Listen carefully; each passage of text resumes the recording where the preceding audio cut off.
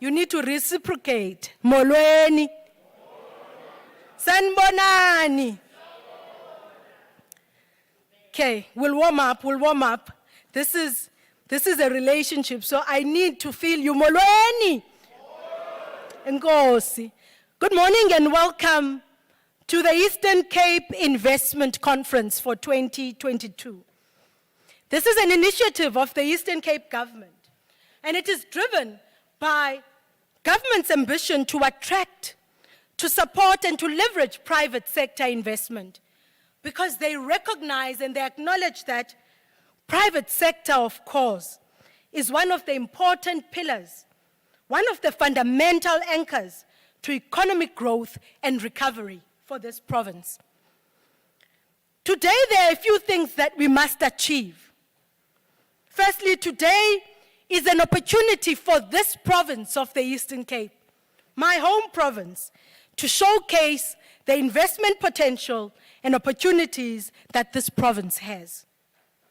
It's also a day to unpack the compelling, and I say compelling because there are people who are going to attest to that, the compelling value proposition of the Eastern Cape for local, regional, and global investors who are looking for ideal location and the ideal business ecosystem and climate for their investments to thrive. But in a more exciting manner, I think today, it's a day to take stock. It's a day to quantify. It's a day to count the milestones, acknowledge and celebrate some of the investments that have been made in this province by private sector in recent times. For some of us that are in this room today, people that are in the business of business, it's a day for networking, for planting a seed for partnership. It's important that you know what you are here to do today. Partnerships that will yield mutual benefit for both the public sector and the private sector. Allow me then to say, today is a day for all of us to unlock opportunity and position investment as a key lever for sustainable economic growth of this province. Today, for all of us, is a game changer for this province. And I hope then we have that understanding. Now that you know why you are here, allow me to just briefly introduce myself. Dingu Ayanda Khamncwana. My name is Ayanda Khamncwana Umamgwevu from the East London IDZ, one of the front-runner SEZs in South Africa, and a home to more than 40 multinationals who, for over 20 years, have found an opportunity to thrive by being located in the East London IDZ, an opportunity to thrive by being located right here in the Eastern Cape.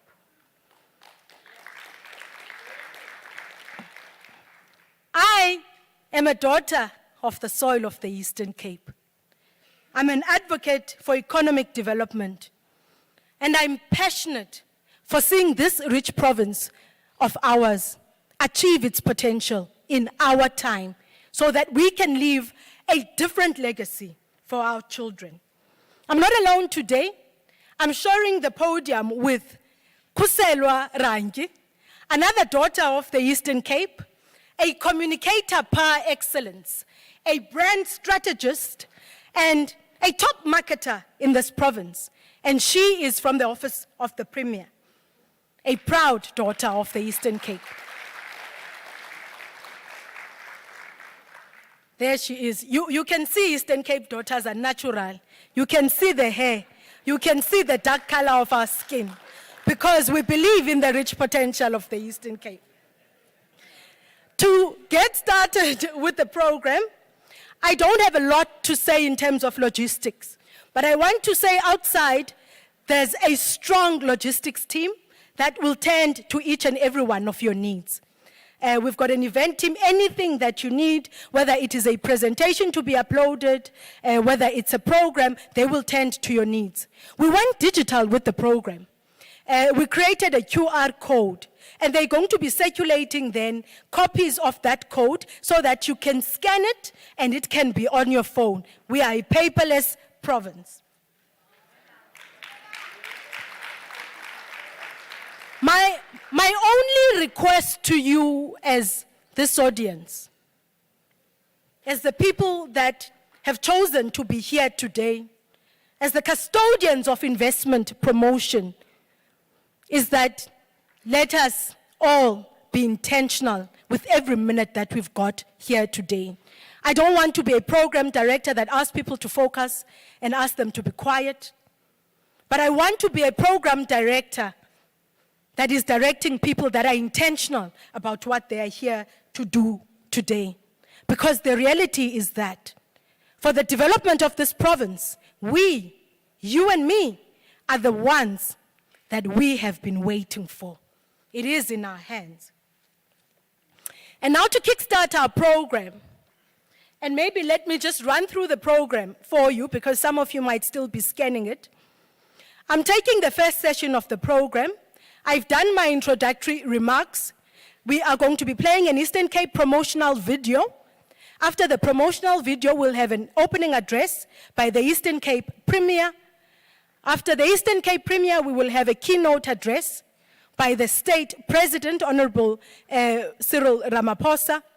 And then we will start with the announcement of new investment in the Eastern Cape. So that's our run of our program for this morning's session.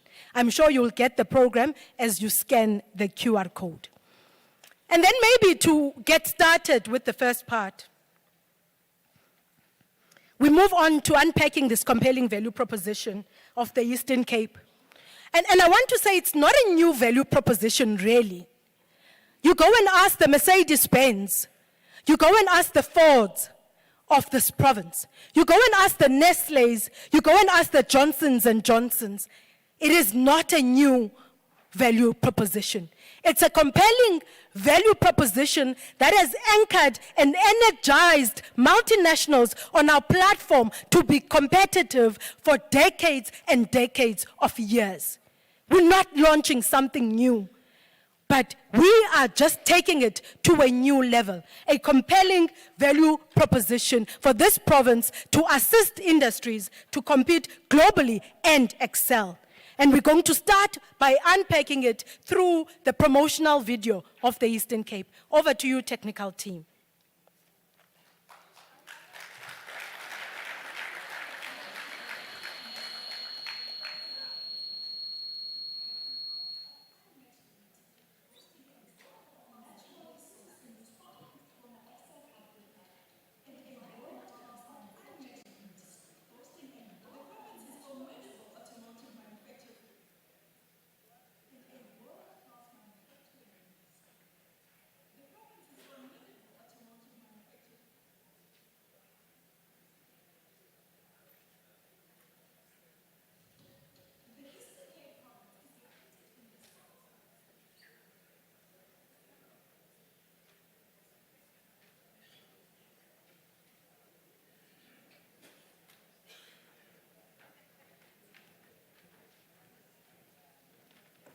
I said we are early starters and then we always get ahead of ourselves. The president keynote is later, just the video for now. Thank you.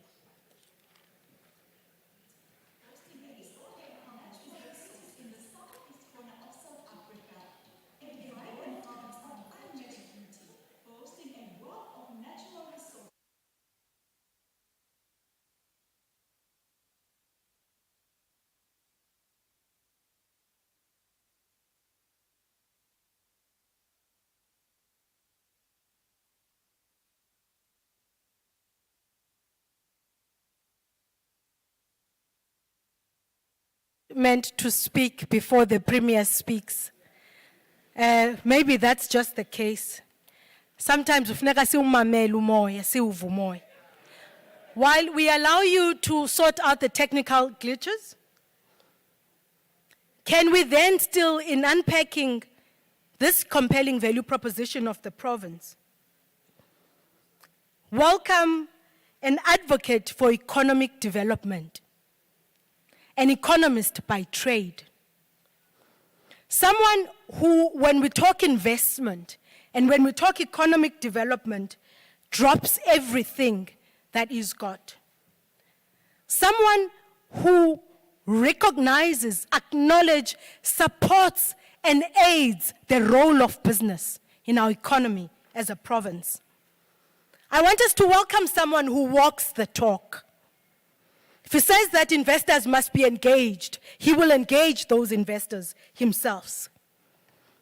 Someone who works hard to advocate for a conducive business ecosystem for the climate of this province. Someone who holds all the role players from national to local accountable for their role in economic development. I want us to acknowledge a son of the Eastern Cape, a rose who's grown through concrete, someone who knows the poverty that we are trying to avoid for the province and hungers for a better future for our own children. And someone who's willing to do everything to ensure that investment thrives in this province. Ladies and gentlemen, please join me in welcoming Honorable Premier of the Eastern Cape Province, Honorable Lubabalo Mabuyane.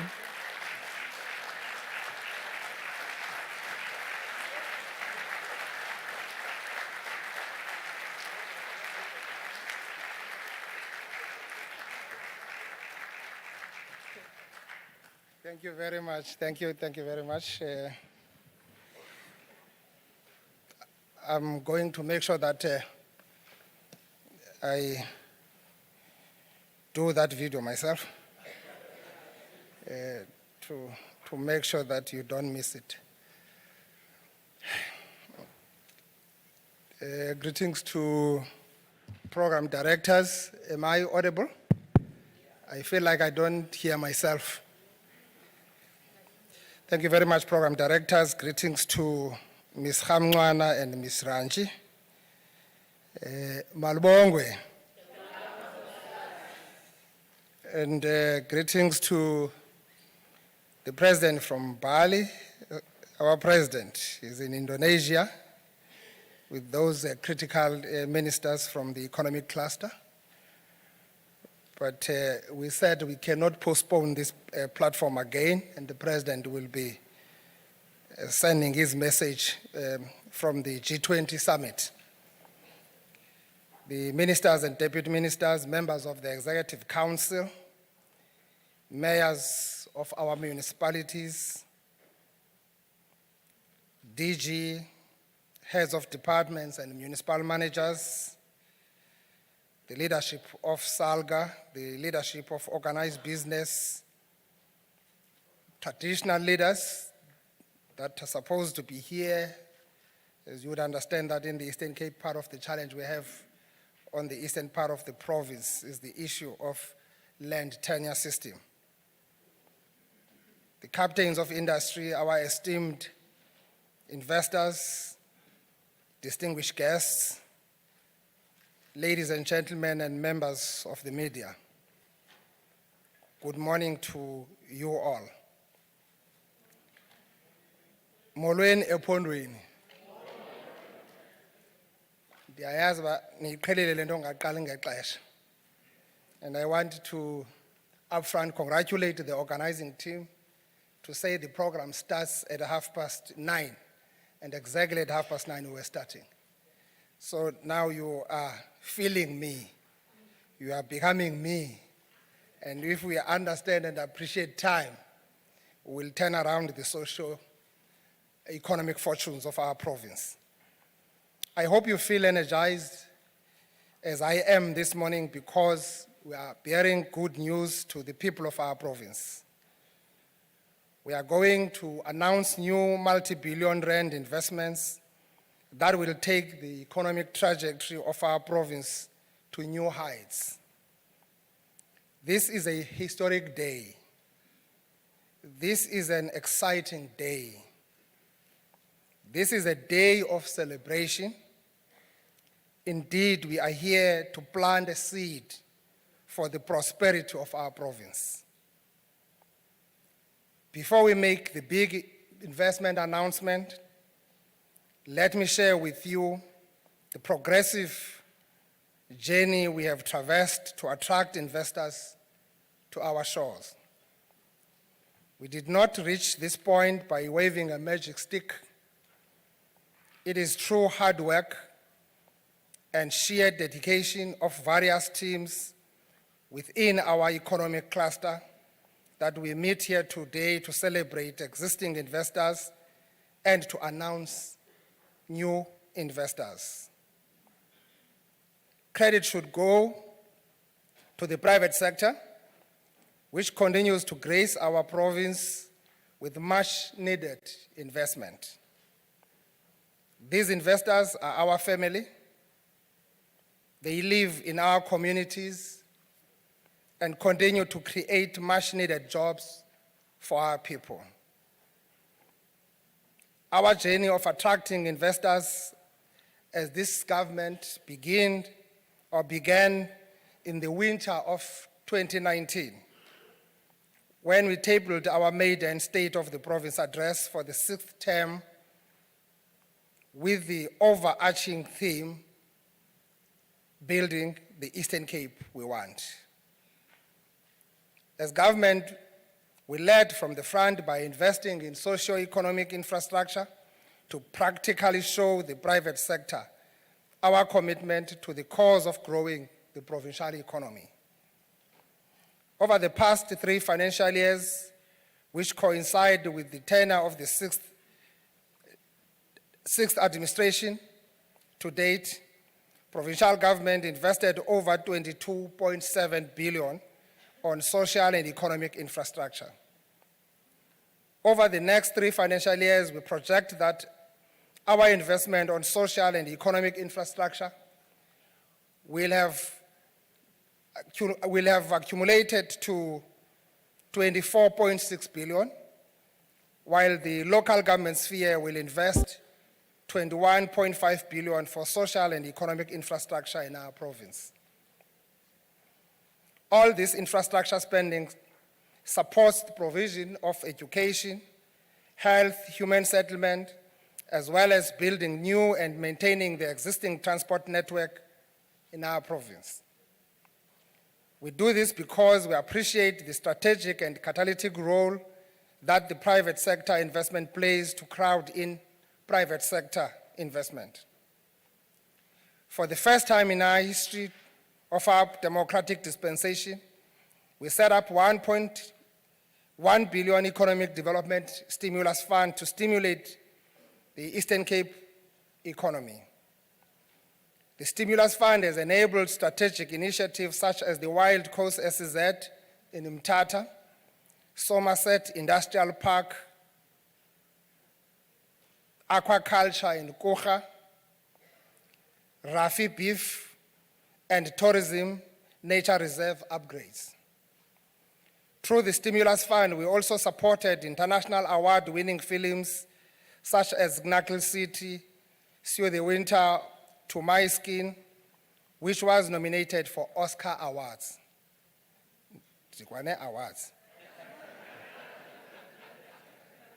And Survivor, South Africa, to mention a few. We then vigorously pursued SOE to end their investment drought in our province. Transnet and Sanral answered our call positively, not only with words, but with tangible investments. Transnet recently announced their bold plan with an injection of 9.1 billion through the capital investment program for the Central Region ports that comprises a budget allocation of 4.8 billion for the Nelson Mandela ports and 4.3 billion for the Port of East London. I think we can clap for that.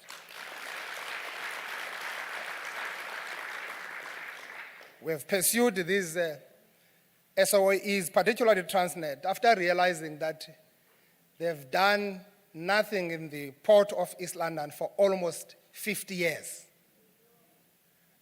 Whilst you've been actually manufacturing cars with almost more than 80% of those cars going to the international market in the same port. So clearly, government hasn't been doing justice to grow the economy in this part. We are happy now today that we are here, that this bold plan through TNPA has been announced, and we are actually watching it. And we are watching that and we are putting it under microscopic view. On the other hand, between 2019 and 2021, SANRAL invested 17.7 billion to improve our road infrastructure network, including building 2 of the highest and longest bridges in Southern Africa, located here in Pondoland, in our province. And because it is Southern, probably I should have been saying continent to make it this case to be clear. The investment that we are doing that side to unlock the economic potential of the eastern part of the province, but also to tame the wild coast. Tame it sustainable. So we're talking sustainable development in that area. These investments will significantly improve logistics and reduce cost of doing business in our province. A few months ago, I visited SANRAL construction sites at the Buffalo River Bridge and Bellstein-Breibach interchange up at Qon. Those projects are progressing very well with less hassles, if any. That is due to proper social facilitation that was undertaken with stakeholders and communities.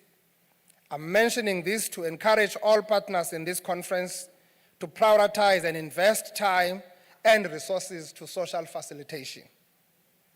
Shortcuts on social facilitation lead to unnecessary delays for projects, and we have learned this the hard way.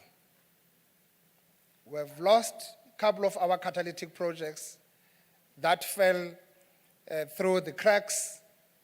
Most of projects that we're speaking about would have been conceptualized decades and decades ago. Others are more than 20 years that they've been actually being shifted. We've been actually towing and throwing around them as government because of the challenges of the public balance sheet.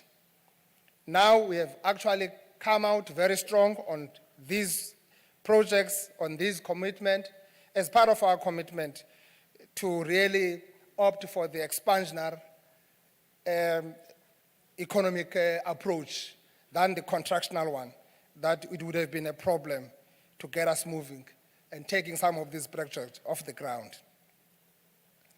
All the public sector investments that I've just shared with you have a combined value of 22 billion. This is just in the period of 2019 to 2021. Ladies and gentlemen, this is the clearest indication of a government that puts its money where its mouth to enable the economic growth. We were quite aware from the onset that to grow our economy and create jobs, we would have to attract an unprecedented number of private investors in the key sectors of the economy. And we are actually achieving that. Our private sector partners answered our clarion call with great enthusiasm by investing a combined 7.2 billion in our province in the period 2019 to 2021. Private sector was hard at work, was busy doing job to help us recover soon from this challenge of this international pandemic we had. I'm not going to mention the individual companies that have invested this combined 7.2 billion on purpose. Some of them are here with us today. I want them to take the shine for their outstanding contribution to our provincial economy. They are the stars of the show today. I, however, want to acknowledge the automotive sector for being a backbone of our provincial economy. OEMs and component suppliers are estimated to employ about 55,000 people in the value chain in our economy, in our province. Without a doubt, this shows the undisputable value of the auto sector in the provincial economy. Program directors, I was privileged to be part of the South Africa Automotive Week event in Kyalami recently in Johannesburg. The power of the automotive industry was in overdrive at that event. I'm also proud to tell you that our province was fully represented thanks to the effort of the AIDC Eastern Cape, who made sure that the Eastern Cape was visible and relationships with industry were cemented for our people and for our province. We are fully committed as a province to support the auto industry, not only with words, but with our actions, because the sector gives us results in terms of creating jobs. In our budget, this year we allocated 93.9 million over the medium-term expenditure framework for IDC Eastern Cape to develop skills for the sector, to support supplier competitiveness and development of panel beaters. As the auto sector transitions to electric vehicles, we'll work with the sector to prepare skills for EVs, infrastructure such as charging facilities, and clean energy infrastructure for EVs. We can therefore not have an investment conference without investors who are ready to choose the Eastern Cape in the transition to electric cars. In the current year, we announced 9 additional investors with a combined investment value of 91.9 billion.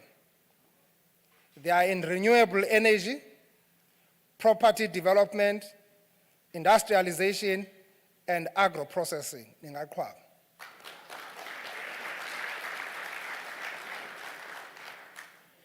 Besisancoma apha uba program directors are ladies, akukho kwamanzi. Andithi kutheni ke kodwa. My fellow conference delegates, energy security is critical for economic growth. We all know that. Lamenting on the challenges of Eskom and load shedding is not taking us anywhere. We need solution. We need private sector. We need to say, yes, this is the situation we have.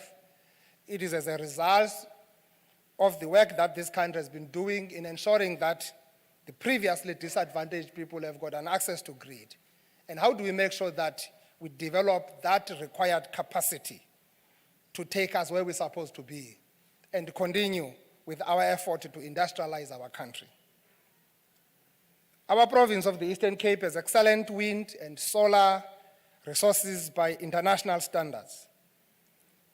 Under bid windows 1 to 4, 1 solar farm and 16 wind farms have already been constructed in the province at an estimated investment value of 36.2 billion rands. MEC Mvoko and the HOD Mama, ndiyafuna singathethi njengezi figures here when we speak about this renewable energy intervention.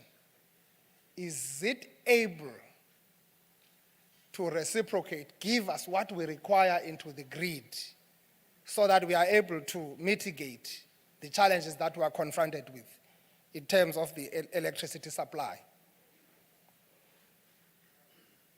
The latest addition to our renewable energy investment is the 3 billion Calescope wind farm to be constructed in Inqoba Yethemba local municipality. Qwaba amadlame nobuqhwaba wethu. Yabona ke ngoku, these latecomers from ENCA and SABC bayakusitha. So xa sithi siqala ngo9:30 bona bafika ngo10.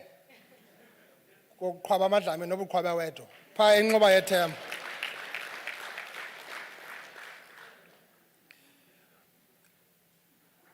ngumeya waphalo, Ncoba Yethemba, iKraddock, naseMetel. We are relentless in pursuing gas. We are relentless in pursuing oil. We are relentless in pursuing nuclear energy to fire up our provincial economy. Our national government already agrees that the next nuclear build program will be in Thainspent here in the province of Eastern Cape, up at Jeffreys Bay. Kwaba, District Mayor. Uphumeya wase Jeffreys Bay.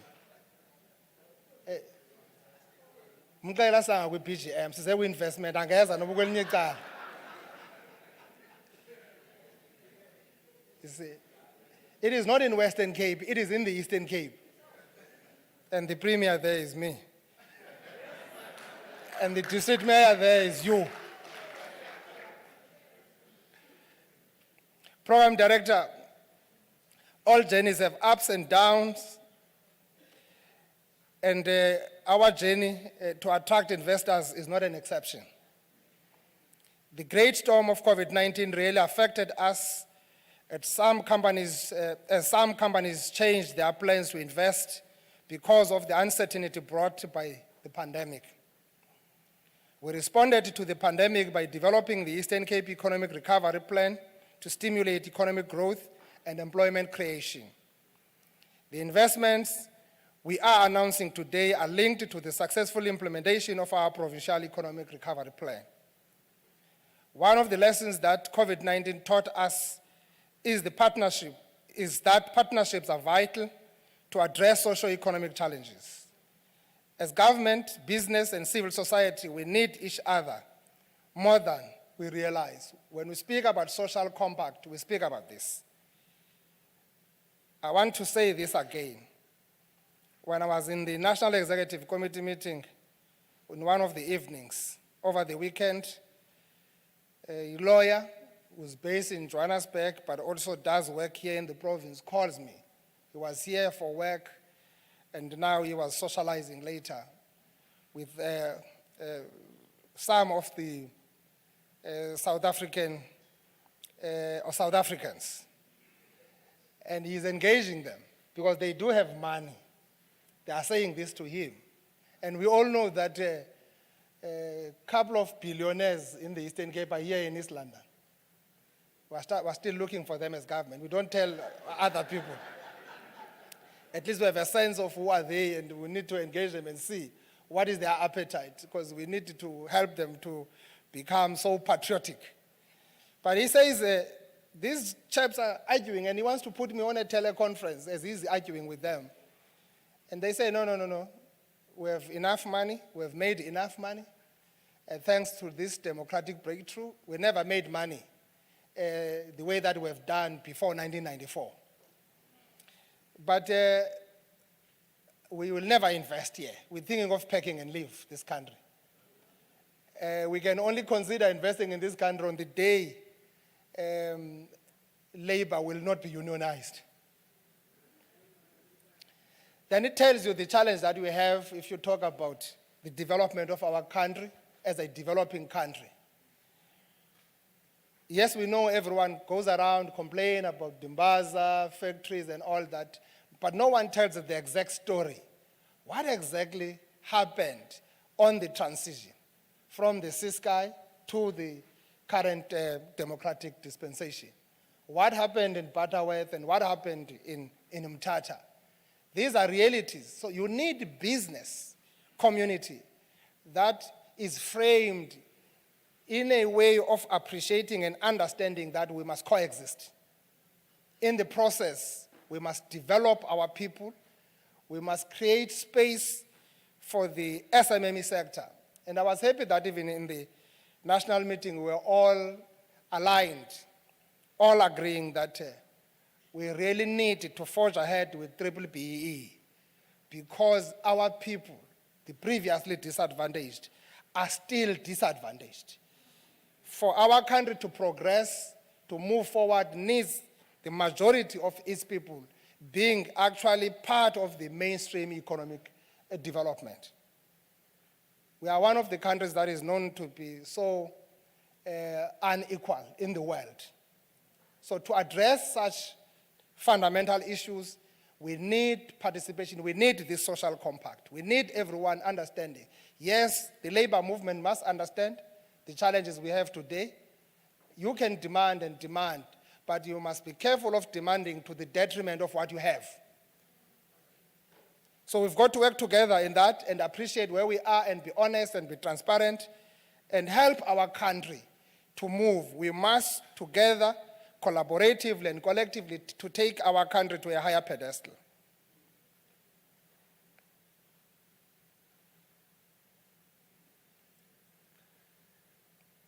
We must strengthen the bonds we have created during COVID-19 pandemic to achieve the greater economic progress.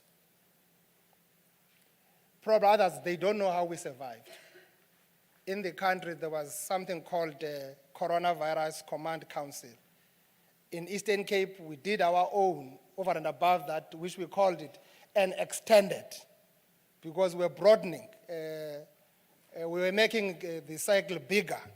We're broadening that, bringing civil society, everyone on board, the leadership, to make sure that we save lives of our people. And we've done that. Here we are today, we still have business people who can fill up this wall. It shows that our people are resilient, we are all resilient, together we can do more. On that note, let me now make the big announcements that you have all been waiting for.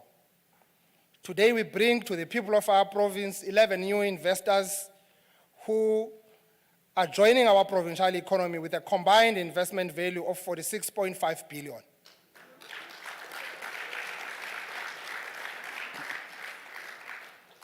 They are Shoprite. Xa nibona Shoprite phaa in the eastern part of the province, no Spar. Most of you grew up without even knowing that you will ever have Spar in Lady Grey. At least engcobo kudala ke siyiqhele into Spar. No Shoprite.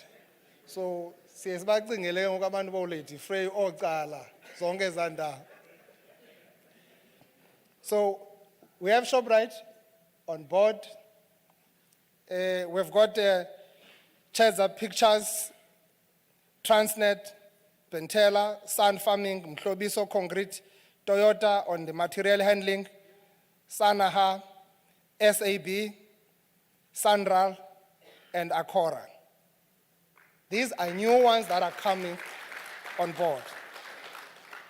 Asilal, lalan ngenini. Kodwa uzayithola kanjani uhlele konini. We welcome these new investors to our province. Their contribution will certainly make a huge difference in our provincial economy and create jobs for our people. We implore the host municipalities to take good care of the new investors. I say this, all mayors are here. We've got the biggest problem there. Investment is happening in our space as mayors, as municipalities. Most of the time we are clueless. Mayor waseMalahleni, Koni, andithi unjalo.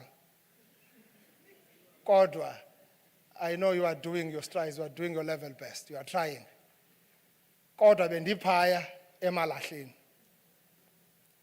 visiting one of investors there in the agricultural space, investing about 1.5 billion in your space. And I'm asking them, is the municipality aware about what you are doing?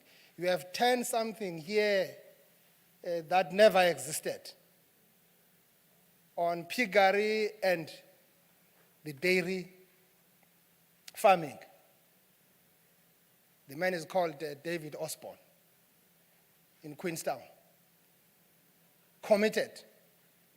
He says now as we speak, over and above this, we're investing in Elliot, putting up a new factory of about 800 million, cheese factory. I didn't know that for what you eat from McDonald's and others, those cheese are coming imported to South Africa. They're putting up a new factory there in Elliot. There in Dordrecht, there's a factory that was built by government, a cheese factory that was built by government. It is dilapidating. No one is using it. I mean, these are things that we must appreciate as leaders in our local space. MEC Ngata, the next question is that the road between Queenstown and Dordrecht is terrible. And it's an economic road. I've gone that road myself. I stop aside. I've called everyone. But I can tell you, major couple of economic roads in our province are attended to. Sanral has awarded the road between Elliot that goes through Saturn's Neck, which has been a headache to farmers in that area. The road between Vichisville to Coffee Bay, it has been also being sorted. Those roads will be done. There are a couple of other roads that as provincial government we are working on that will be awarding soon, that will actually getting surfacing. I'm just mentioning the few, but there's hard work on our provincial road network because we believe that without a proper road network, all the investment we're talking about is going to be difficult to thrive. But the challenge we have, investors, it is only in the Eastern Cape where we develop roads, quality, international standards, but they are not followed by the economic boom. We've built a number of roads here. It is just fun, normal. We are building a road between Alice and Fort Beaufort at 700 million. Business people should begin to think around that. What next to follow? What can we do into this space? The road between Fort Beaufort, Whittlesea to Queenstown is actually developed. Quality standard, as we speak, is actually being concluded. We've done with the Fort Beaufort, Whittlesea. Now we are concluding the part of Whittlesea to Queenstown. We've got a huge backlog of the provincial road network for them to be surfaced. We are working around that. That's why, MEC, I was so angry. I'm not sure whether it's a correct word to use to be angry to President and Minister of Finance, but politely, that's why I reacted. Even I don't want to be a premier today and wake up tomorrow, I'm no longer a premier. Because of things that I've said here. That's why I reacted to the Minister of COGTA. When Minister was doing the medium-term budget policy statement, announcing intervention of national government on disasters. We packaged disasters here, we declared disasters, we costed disasters to more than 2 billion for our rural roads. But Eastern Cape was not mentioned. I have written down to President, I've written down to Minister now, and I've been told that it's a mistake. We hear your concern, it's a valid concern. This is going to be corrected. That's how we can really catch up with the backlog that we have. But the rural roads maintenance is not sustainable under these global warming and climate change challenges we have. You maintain a road last year, summer rainfalls come, the road is finished. And those who are in Cape Town and Gauteng, when they come back, they don't even know that this road was fixed 6 months ago because they only see worse road conditions on the ground. So that's the life we have in the province of the Eastern Cape, but we are working hard to sort this challenge, get it done. We are exploring the issues of alternative technology. Investors here, they must come forward with such ideas so that we see how best are we able to sustain the maintenance of our rural roads. The alternative technology.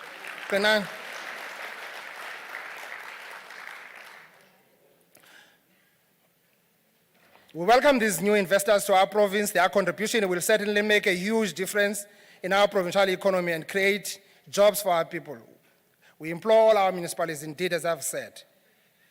We appeal to our municipalities to offer incentives packages to invest to encourage them to stay and expand their operation in your space. Call them, have a conversation, engage. What are you experiencing? What do you need? You're talking to your investors. Make them feel at home, make them feel comfortable so that they can invite other people in the value chain of whatever that they are producing or manufacturing. Investors must also be serviced properly with basic services such as water, consistent supply of electricity, and regular refuse collection. Sike sohlulwe nayo lento ingenamsebenzi ke phakathi kwamasipala lo thutha inkukuma cha thatha inkukuma uyilashe emagxini ngokwakho nowakho truck.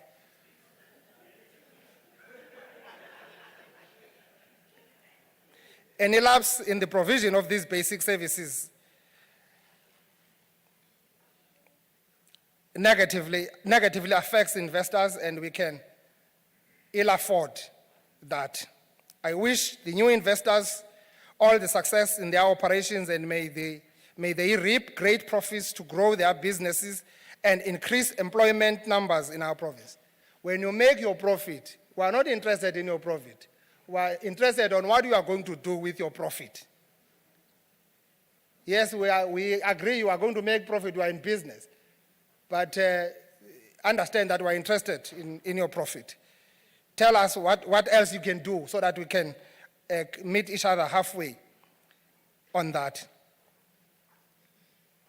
The door of our government is always open for you to come in and discuss with us any matters of common interest.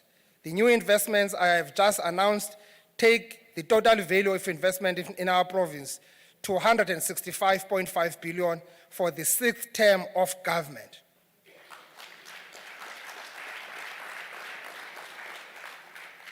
Ndiyayazi abanye baye bacinga ndingupremier for 10 years xa sebethetha andikagqibi neyokuqala iterm ndisaya kweyokuqala andinazi noba ndandinike esibini uba ndingeke nixake kule nto unikisa ngeterm.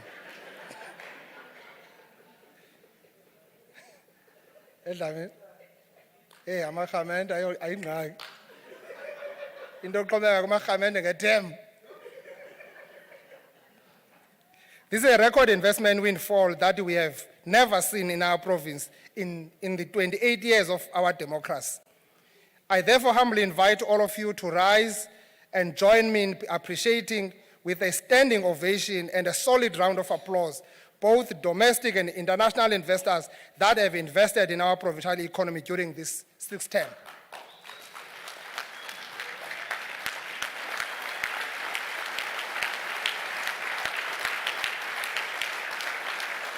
Thank you very much. Now that we have attained this remarkable achievement of attracting 168.5 billion to our province, where do we go from here?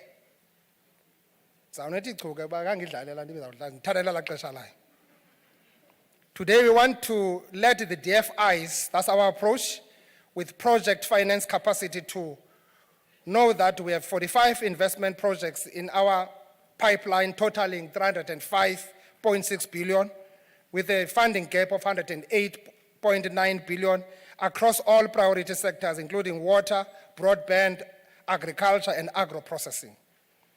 We expect the new Development Bank and Infrastructure Fund to share with us here today how they will partner with the Eastern Cape to package this pipeline, and for ABSA, FNB, Nedbank, and Standard Bank also joining us to take advantage of our investment pipeline as we work to take all 45 projects to bankable feasible status. My singular most important mission for this term is to see positive change in the economic landscape of the former Transkei area of our province. We need investment. We need investment in Magwamajola Eco Estate, the marine tilapia industry development, the cannabis industry, agri-parks, and the Wild Coast SEZ must be realized without delay. We need investment in the warehousing and in call centers because they can create large volumes of jobs for our youth. We appeal to our private partners to come on board and invest in these projects. As government, we are rolling out socio-economic infrastructure programs to make the environment conducive for the private sector to invest in our province, particularly in the eastern side of the province. In this regard, the Small Town Revitalization Program, the N2 Wild Coast Road project with 2 mega bridges, the Wild Coast SEZ that we are building in Mthatha, the planned Mzimvubu Dam, and the Eastern Seaport Development are some of initiatives we are implementing. The Mzimvubu Dam water projects finally will be implemented come next year.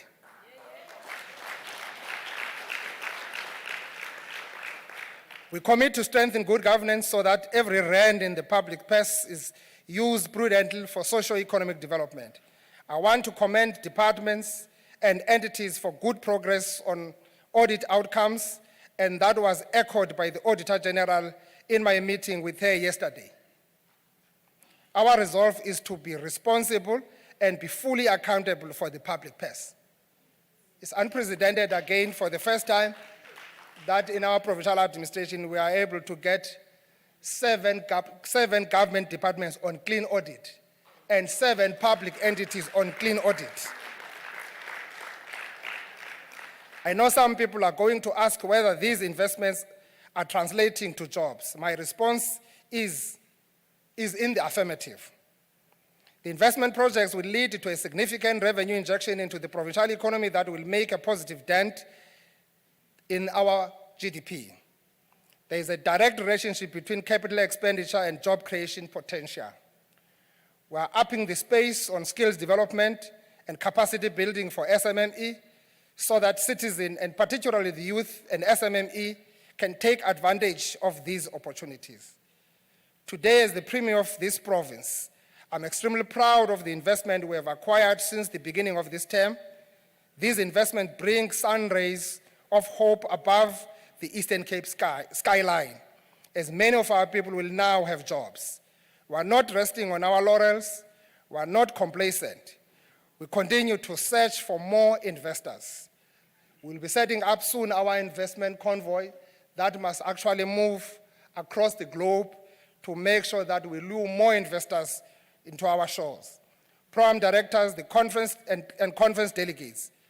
When good work is achieved, it means people have done their jobs. This work would not have been achieved without the support of the provincial administration led by Director General and HODs.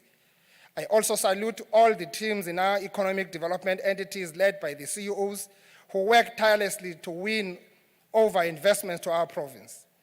All of you colleagues work in a highly competitive South African environment where there is competition for resources, but you always put your best foot forward for our province.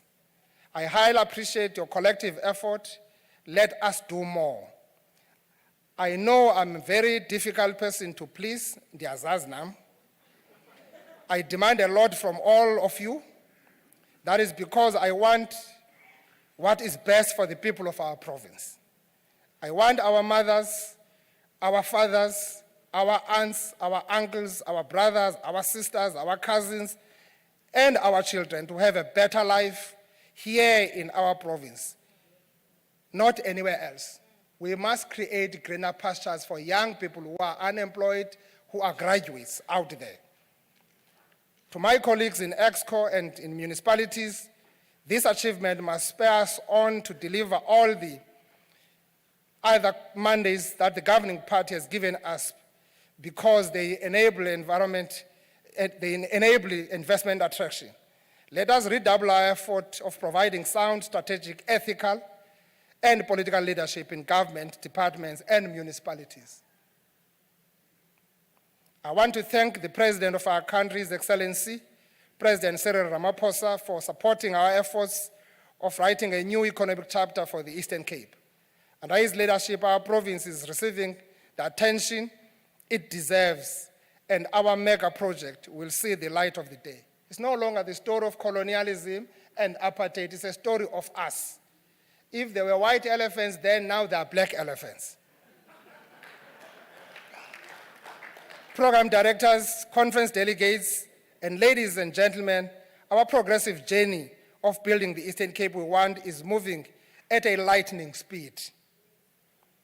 Siqala ngale nto basiqale ngexesha kubantu abangaka. Wonke umuntu abe lapha. I'm so inspired.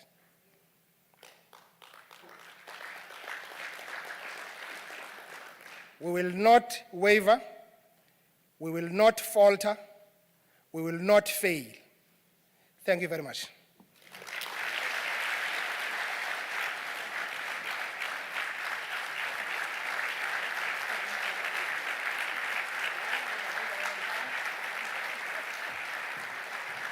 Thank you so much, Honorable Premier, for those words. Good morning to the Premier, the members of the Executive Council, CEOs of the various entities that are amongst us, ladies and gentlemen, once again, good morning. You would all know that the President of the country started on this journey of ensuring that we strengthen the mobilization of its investments in 2018. And it has been a journey that has been going strong. And today, the President has taken time out of his schedule at the G20 so that he can be with us, even if it is virtually. So at this point, I will request the technical team to assist us in terms of giving us the message of the President. Over to you.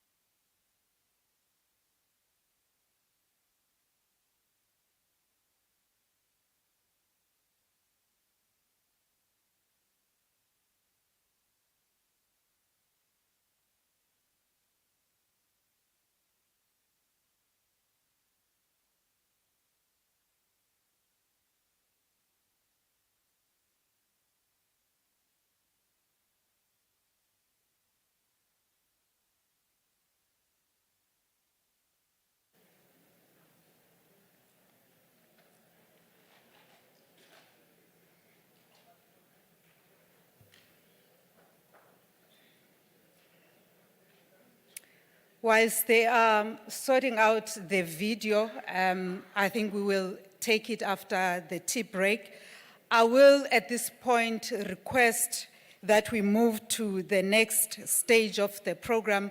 Ayanda did say earlier on that today is not about us just sitting and talking, but it is also about celebrating the many investors that continue to go deep into their pockets and put money on the table so that we can together be able to change the socio-economic status of the Eastern Cape province. So at this point, I will request that Mr. George, who is the acting head for investment in the Eastern Cape ECDC, to come to the stage and introduce in detail the many investors that have committed to the Eastern Cape this year. Over to you, Mr. George.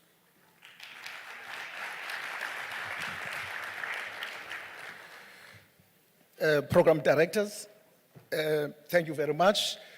The President of the Republic of South Africa who's joining us virtually, the Honorable President Cyril Ramaphosa, the Premier of the Eastern Cape, Honorable Lubawalo Mabuyane, and his members of the executive committee, the mayors present here today, the members of the board of state-owned entities, all of the CEOs of state-owned entities that are here today, my colleagues as well as investors that are here today. Mine is a very small one and a very short one. Today, I'm here to announce new investments that are committed for the Eastern Cape. These are the investments that are going to be announced today for the first time. And to do that, we'll play an overview video that incorporates all of the investments. And then shortly, I will call the representative of these investors to come for a 10-minute slot to talk about those investments so that we get more detail about what these investments are all about. So without further ado, I'll request the technical team. I'm hopeful that this time around we'll get it right. It's 2-0 already. I'm hopeful that I'm hopeful that this time we're gonna succeed. So it's gonna be an overview video of all of the new announcements, and then I will call the representatives that are here today to come for just 10-minute slot to talk about more in details the type of investment and what these investments are all about. But I also want to give you a notice that 2 of our new investors, namely Bentella as well as CFAO, have requested me to deliver their message. I'm not going to alter the message. I'll deliver as they requested. Over to you, technical team.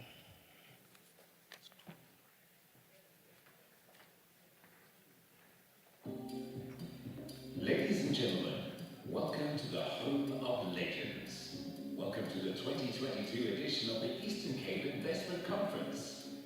The Eastern Cape is an exciting region of unparalleled beauty with a lavish endowment of natural resources. Here, you will find an abundance of tourist attractions, 800 kilometers of pristine coastline, and world-renowned biodiversity heritage.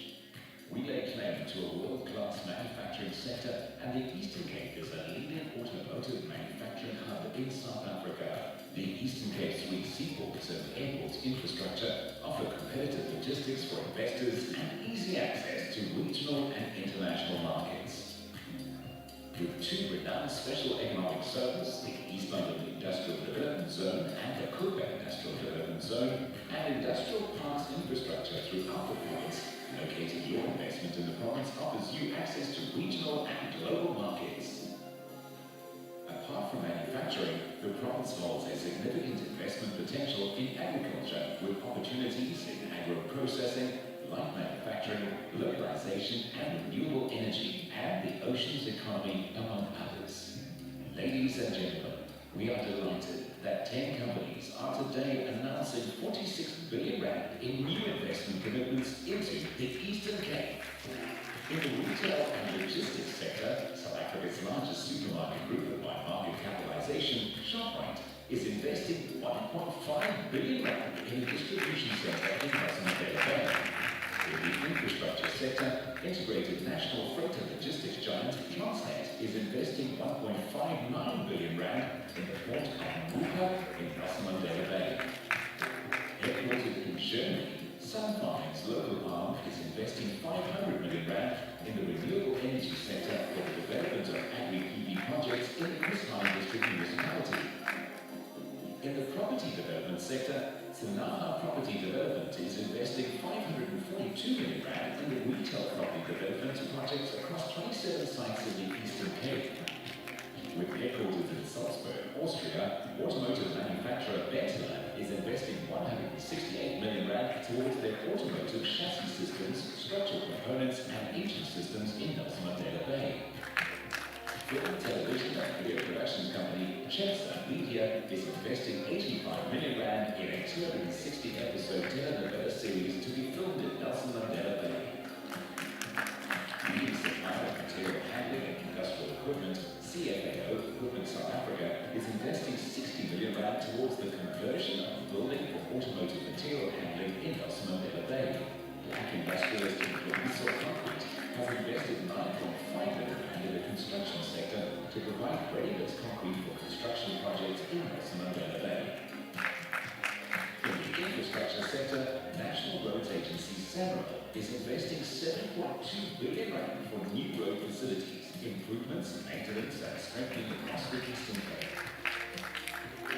Finally, in the manufacturing sector, Akora has lined up investments worth 34.4 billion rand towards a manufacturing facility for lithium-ion battery components, battery packs for electric vehicles, and stationary energy storage application in the East London and Kruger IEZs. Invest in the Eastern Cape, the home of legends. Thank you very much. Honorable Premier, I was crossing my fingers. At least it's 3-1 in terms of these videos. I was worried, but thank you to the technical team. We've got the representative of these new investments here with us today as an expression of appreciation by the 6th administration led by Honorable Premier Lubabalo Mabuyane. We would love to give an opportunity for these representatives to come to the stage. I will announce the representative to talk to the investment for 10 minutes. And once that is done, then I will move to the next up until all of the new investments have gotten an opportunity to talk to the investments. For ShopRite expansion investment, I'll call Mr. Andrew Havinga to come to the stage to talk to the new expansion of ShopRite. Thank you.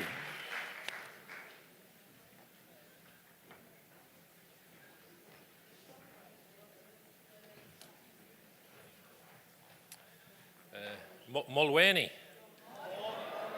Uthetha isiXhosa kancinci. So good morning just to everybody, and good morning to the Honourable Premier of the Eastern Cape, and also the MEC members that are here, and also everybody else that's in attendance just to this actual investment conference. I think from my side, representing ShopRite, it's a true pleasure to be here today. It's also a privilege for ShopRite in itself to be presenting our new investment in the Eastern Cape at this investment conference. I'm just going to start with a small quote from Helen Keller. So she was also an author, but also a political activist, and she said that alone one can do so little, but together you can achieve a lot. And I think I'm also a firm believer in a saying that often the simplest advice is the best advice, which in today's ever-changing and frenetic world, I truly believe is an important aspect that we all need to hold on to. This particular project that we're announcing today, I think is also a great example of that. It's a project you cannot do alone. So as ShopRite, we can't achieve this without being able to work together. Working together with the local government, working together with local communities, with our local partners, Equitas, who are also here in the room together with us, with any of the different local partners to actually make this project achievable. It's only by working together that we can really deliver on the impact that we actually want to set out and achieve. Overall, from ShopRite's perspective, our purpose is to uplift lives every single day. And that's all about pioneering access to the most affordable goods and services, thereby creating economic opportunities wherever we operate, as well as obviously looking after and protecting the environment in which we also operate. And for us, this particular aspect within the supply chain of ShopRite means that we continue to look for ways of innovating. We continue to look for ways of how do we continue to strive and achieve this overall purpose for the group, and in ways that we can continue to support the growth of the group and also the economies in which we trade and operate. And this particular investment is a great example of how we then continue to look for those different opportunities that we can announce today. But first, a little bit of context just for ShopRite, and particularly the supply chain of ShopRite. So there's no doubt that ShopRite has been the pioneer in terms of what we call centralized distribution within the retail space over a number of years now. We've got over 29 distribution centers across the country in various locations. That covers over 670,000 square meters of warehousing space. That's more than 93 rugby fields under roof. In terms of our overall supply chain, we operate all of our own warehousing. We operate all of our own vehicles and secondary fleets, so that's the trucks out on the road. We've got over 1,400 trucks and trailers out on the road every day getting stock through to our stores. Those trucks travel 93 million kilometers every single year, getting 360 million cases of product through to our stores.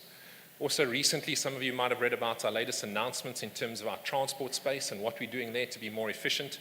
We were the first to market to launch over 112 of the latest new Euro 5 compliant trucks.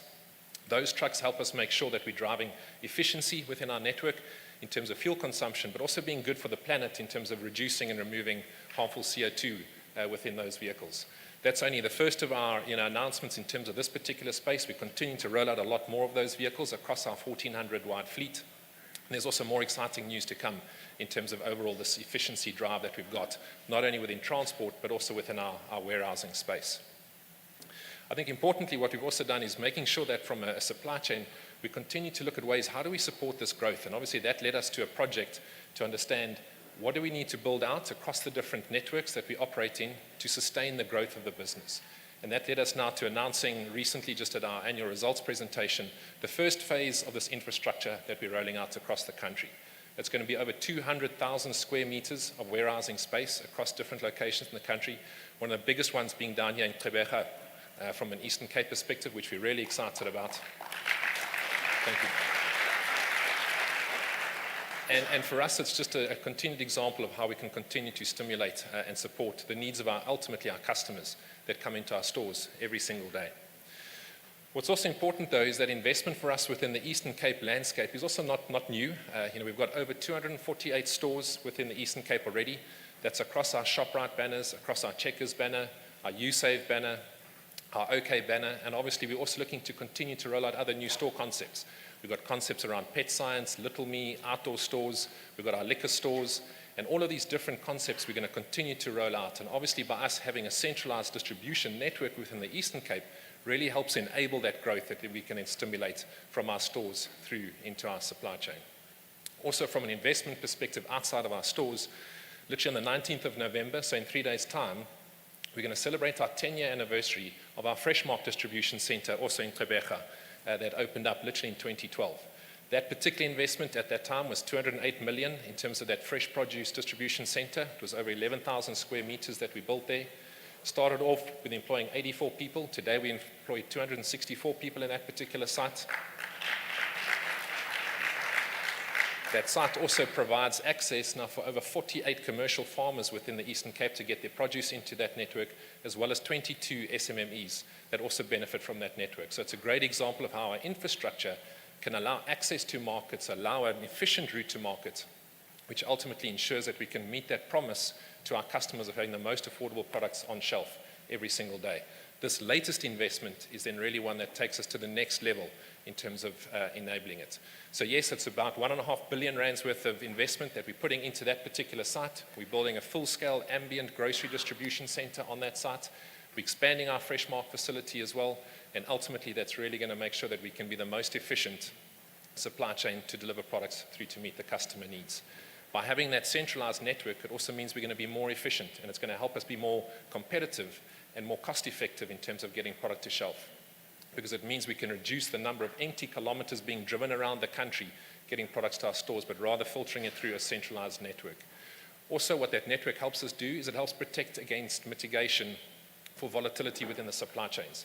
We all know over the last 3 years in particular, the level of volatility and disruption in local supply chains and in global and local supply chains has really increased significantly. For us as a supply chain within ShopRite, we've got to make sure that our network is resilient enough to be able to protect our consumers against those impacts.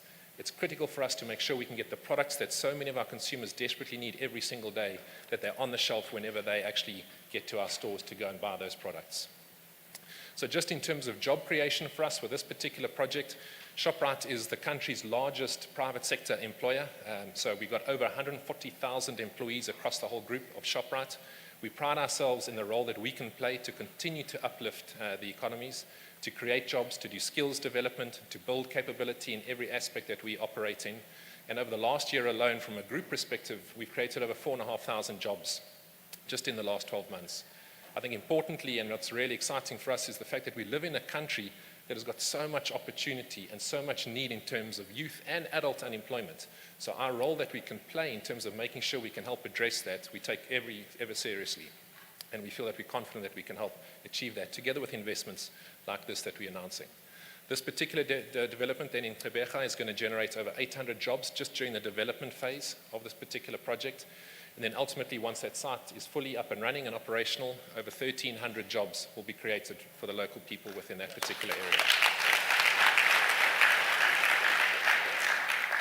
So I think just in closing from my side, and to quote Helen Keller again, and she also said that, optimism is the faith that leads to achievement. And from ShopRite's perspective, we are very optimistic about South Africa and about the role we can play as ShopRite in South Africa's future. We're optimistic about the Eastern Cape and the opportunities that Eastern Cape presents, and also the growth potential and the value of the people within the Eastern Cape. We're optimistic about the positive relationships we've got with local government, with local partners, with local municipalities, and we're also optimistic about the impact that this particular investment from our side can have in terms of reaching our purpose, of making sure we're uplifting lives every single day, making sure that we're creating economic opportunities for the people of the Eastern Cape, making sure that we're having the most affordable products on those shelves of our stores every single day, and also making sure that we're having a more positive impact beyond just our store doors in terms of looking after the environment. Thank you.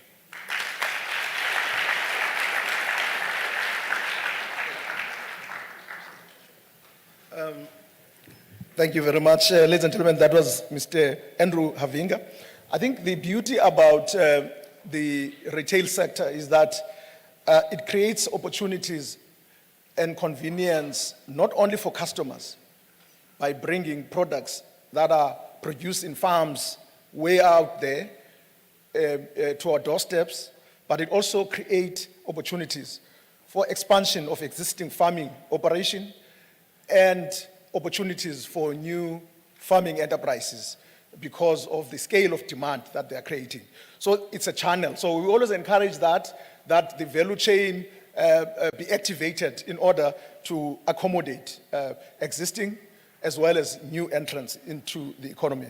So that is exciting investment coming to the Eastern Cape. For Transnet investments, I'll call upon Mr. Simpiwe Mthembu to talk about the investment that Transnet, the investment that Honorable Premier was referring to, is committing to the province to ensure that the investors that are investing in the province provide get sufficient and adequate support infrastructure to ensure that their productions are done efficiently, on time, and get to the customers on time.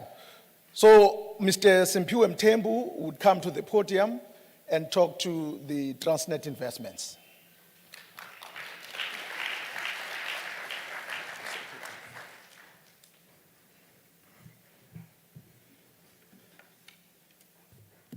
Very good morning, colleagues.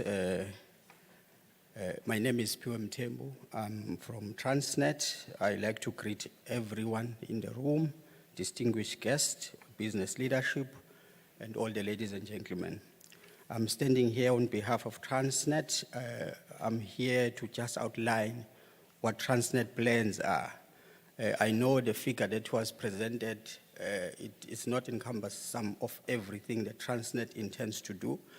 We know we have, our CE have stood up in one of the addresses where he indicated that Transnet will be investing about 9.1 billion rand, and of which of that 4.3 is coming to the Port of East London. Maybe if I may start with the Port of East London, the very key project for us is actually the deepening and lengthening of the breakwaters in the port. And in fact, that project is key to the economy of the East London and the region, in that it's going to allow the port to actually accept bigger vessels that will be coming to visit the port.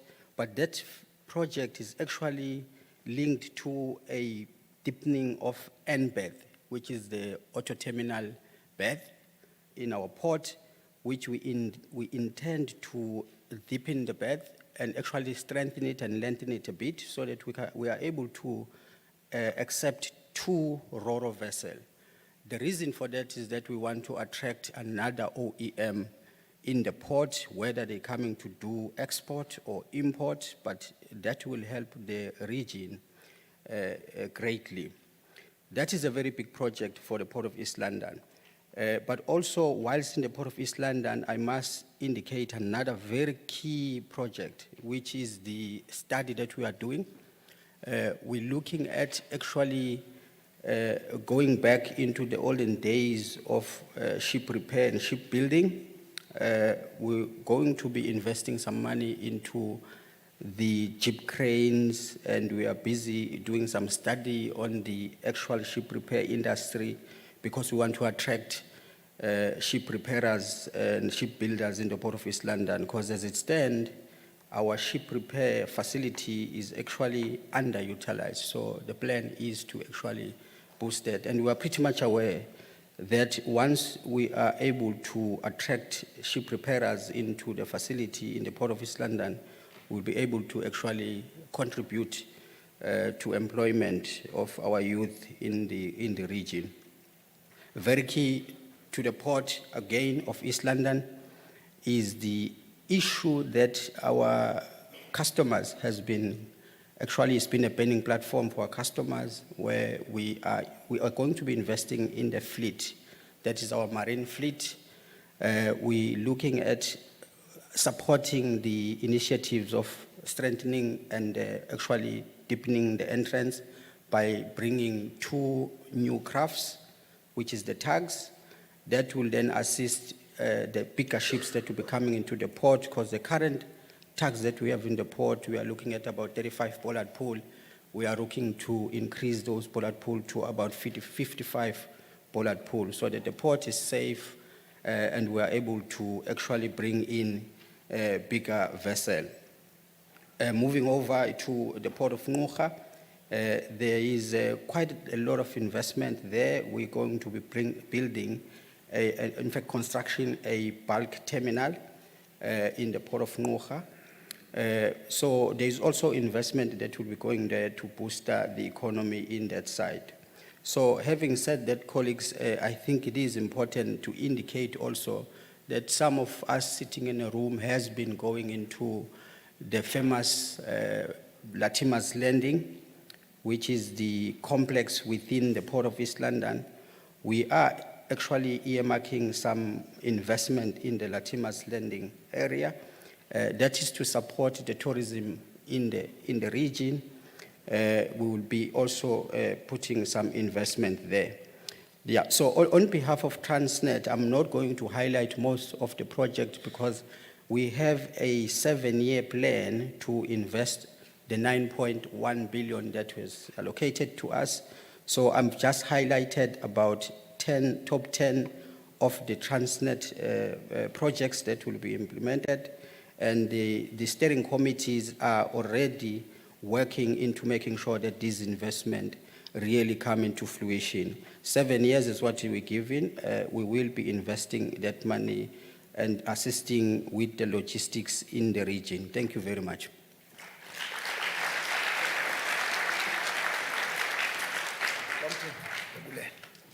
Sure. Thank you very much, ladies and gentlemen. Infrastructure is very important for investments because it provides efficiencies, but it also lowers the cost of doing business in our region. So we are so grateful to the state entity, Transnet, for that investment, long-awaited investment. I'm hopeful that our investors, our clients that are operating from these ports will, soon reap the benefit of that investment. Ladies and gentlemen, valuable and esteemed guests, for sun farming, we have a short audio message that is delivered by Mr. Gustav Rodloff, who could not unfortunately be here with us today, but will just play that short audio message before we continue with the rest of the new investment. Thank you very much for your patience. Hi, my name is Gustav Rodloff, and I'm the Managing Director of Sunfarm Africa Holdings. The mother company, Sunfarm, is based out of Berlin, in Germany. And although we're based in Berlin, we are active in more than 15 countries around the globe. Sunfarm started its life as an investment advisor to commercial banks as well as state banks on specifically renewable energy projects. We then progressed to becoming a project developer for other investors and eventually started doing these project developments for ourselves. For the past 8 to 10 years, Sunfarming has taken over the entire value chain, and we now not only develop but also invest in, engineer, procure and construct, operate, own and maintain the renewable energy plants that we build. The project that we are developing in the Eastern Cape is a green hydrogen and more specifically a green ammonia project. Hydrogen is a very desirable fuel source because when you burn hydrogen, the exhaust gas is essentially water vapor. Hydrogen is commonly manufactured by providing energy to an electrolyzer which splits water into hydrogen and oxygen. Over the last couple of years, there has been a surge in renewed interest in hydrogen as an alternative source of fuel. This has been driven largely by the climate crisis, but more recently also by the war in Ukraine, which places the entire energy security situation in Europe under enormous pressure. As a result, not only the German government, but many other European governments are actively pursuing green hydrogen projects all over the world. As a source of fuel, hydrogen is relatively difficult to transport and store. Green ammonia is not limited. Ammonia can be manufactured by combining hydrogen with nitrogen obtained from the air. Ammonia is used in many industrial processes and is also a key ingredient in fertilizer.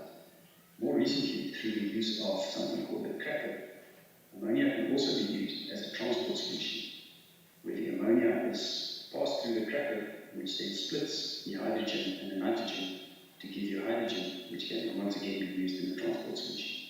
There are other solutions where you can combine hydrogen with carbon dioxide captured from the air to create synfuels and methanols, which can also then be used as a transportation solution.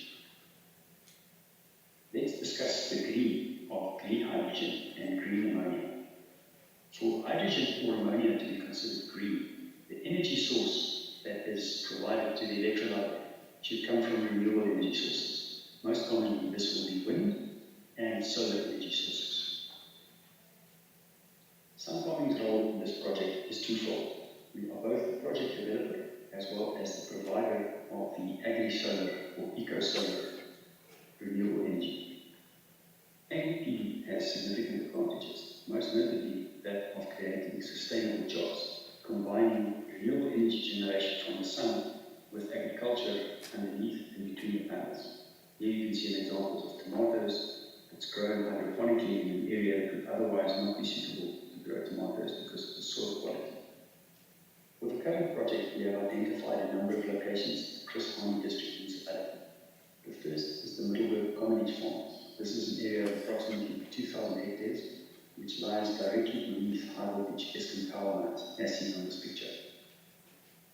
The second site is in the Komani Industrial Park, where we once again have high voltage Eskom power lines passing right through the park. The area earmarked here is only 48 acres, but this is still considered to be a viable site. The final site currently under consideration is the Fremantle Farm in the Lady Freer District. This is a site of 371 hectares. When we look at the value of the investment and the expected timeline, we note the following. The minimum viable investment from an agri-PV perspective is around 600 million rand. It's much more likely that our investment would be a minimum of around 1.3 billion, and this will only represent a relatively small hydrogen project. The 1.3 billion refers to the agri-PV investment alone. So this is likely to be at least double and maybe as much as 3 times as much when you add the wind as well as the electrolyte facility. In order to demonstrate the advantages of agri-PV, Sunfarming will be building a 12.6 million rand demonstration plant in Komani during 2023. Our total envisaged investment to 19.8 billion rand. This entire project will be funded and importantly repaid with European capital. This implies that the project will place no cost burden on the South African economy, but will deliver only benefits. There is significant job creation potential. We conservatively estimate that up to 44,000 jobs can be created under a 1,000 megawatt agri-PV scenario. And importantly, these are sustainable jobs. In many solar PV projects, you have short-term job creation during the construction phase, but once the plants are built, there are very few jobs available. Agri-PV is very different since the bulk of the job creation starts once construction has been completed, and these jobs are sustainable agricultural jobs. The project is currently in the development phase, and this development phase is expected to last at least until 2024. As I mentioned, we will be building a demonstration plant in Komani during 2023, but we have a planned project start of early 2026. What drew us to the Eastern Cape? A first mention must go to Ambassador Stone's design. ambassador to Germany and is based in Berlin, where we met the founder of Sunfarm, Mr. Peter Schrupp. For the last couple of years, Ambassador Sazani has been actively lobbying Mr. Schrupp to consider investing in his home province of the Eastern Cape. Apart from that, the Eastern Cape is also blessed with an abundance of sunshine in many parts of the province. The province has a traditional agricultural heritage and economy, which ties in closely to our agri-solar business concept. The port facilities and the planned hydrogen facilities that will soon be available at the Port of Coega is another serious draw card. The job creation opportunity offered by agri-solar is welcomed by the province. And as a result of that, we've had fantastic support from the provincial government, the Coega Development Corporation, and specifically the Chris Hani Development Agency. We passionately believe that this project will make a valuable contribution to the economy of the Eastern Cape. Thank you very much.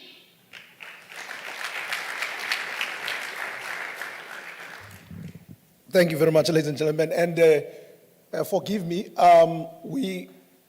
during the process of doing the profiles for new investment announcements, we mitigated against the risk of those who may not be able to make it to the conference by asking them to send videos or audios. But I've just been informed that Gustav is amongst us, Mr. Gustav Rodloff is amongst us. If you can wave, Gustav, where you're sitting.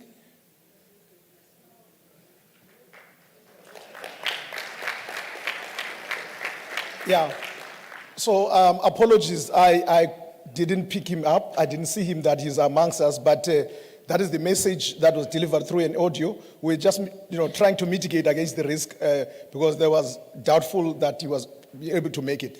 So thank you very much, Mr. Rodloff, for joining the conference, and apologies for not acknowledging your presence in the conference. Thank you. We move on to our next new investment, Sanaha Development. And for Sanaha Development, we call upon Mr. Adesh Naidu to come and talk to the investment. And thank you very much for your patience.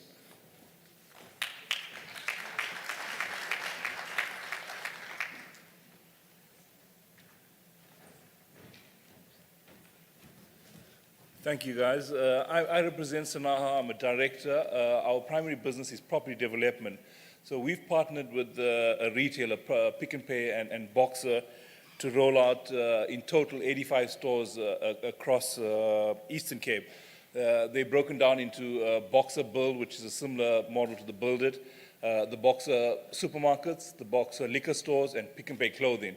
So there's 85 that will be built over the next 10 years, but we've been given 27 sites to build within the next 3 years at a total value of 540 million rand. That'll roll out over the next 3 years. In this model, we will create half of that, which is 17 brand new black property developers. Sanaha has also got an investment arm to it, so we fund those property developers to create brand new black property developers. And from this model, a new concept of, a new part of it's coming to integrate it, which is the agri.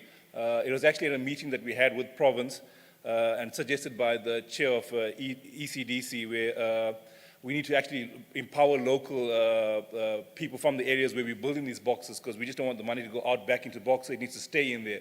So what they suggested is we empower these local farmers to feed into boxes, so the money just doesn't go out. They create a store. We have one black property developer. We have 13 new employees.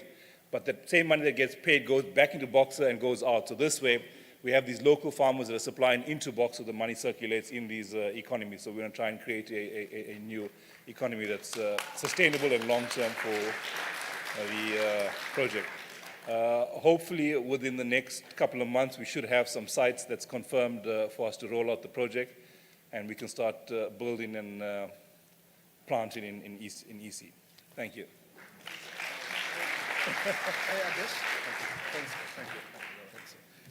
Thank you very much, Mr. Naidu. I think all of these investments are exciting. I mean, the Honorable Premier in his opening address talked about the importance of mutual coexistence between our communities, our investors. Where you invest, you can also invest backwards into and towards the development of communities. That's an exciting investment.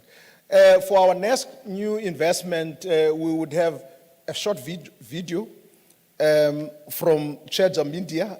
Chedza Media is a film production company that is doing the production commissioned by MultiChoice.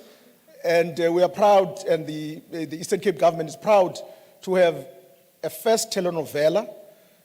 We know other provinces like Gauteng, Western Cape, KZN have been enjoying the benefit of having long format film productions for many years.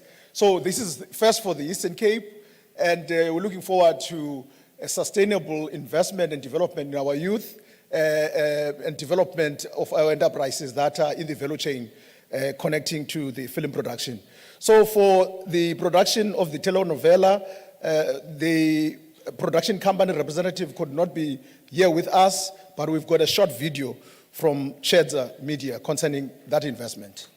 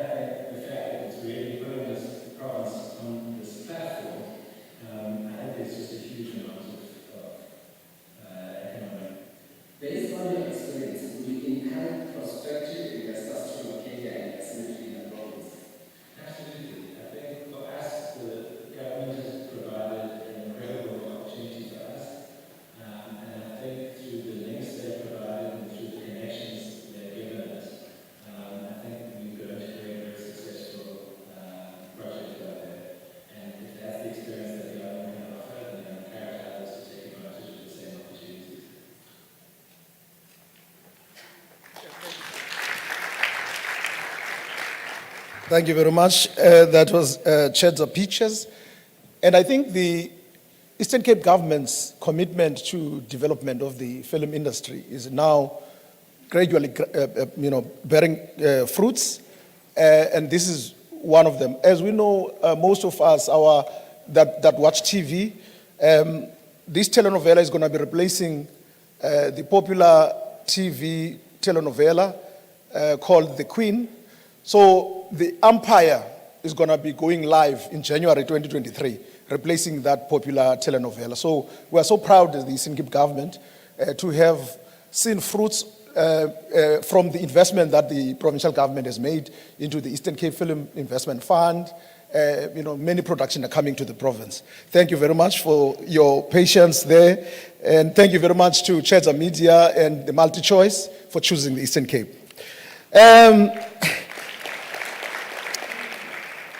We're moving forward.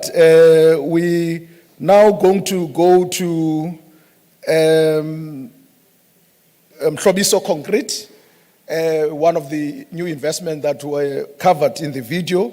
Mr. Thando Mhlobiso will be coming to talk about the investment in Mhlobiso Concrete in the Eastern Cape. So come forward. And the concrete manufacturing is one of the most important inputs into the infrastructure development. So all of these, we've got infrastructure development, we've got various inputs into the infrastructure development. So Mhlobiso Concrete is one of those companies that are contributing towards our infrastructure development. Thank you.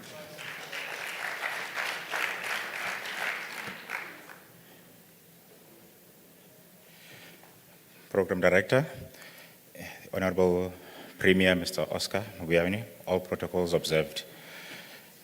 Good morning, everyone. My name is Thando Mhlobiso, Group CEO of Mhlobiso Group of companies that are involved in the civil construction, asphalt, the plant hire, transport, and properties. Mhlobiso Concrete is one of our youngest addition and a strategic fit into the existing group of businesses to deliver an integrated construction services to our customers. We have invested in a fully automated wet batch concrete plant in Kucha Zone 5 along the R102, occupying 11,300 square meters.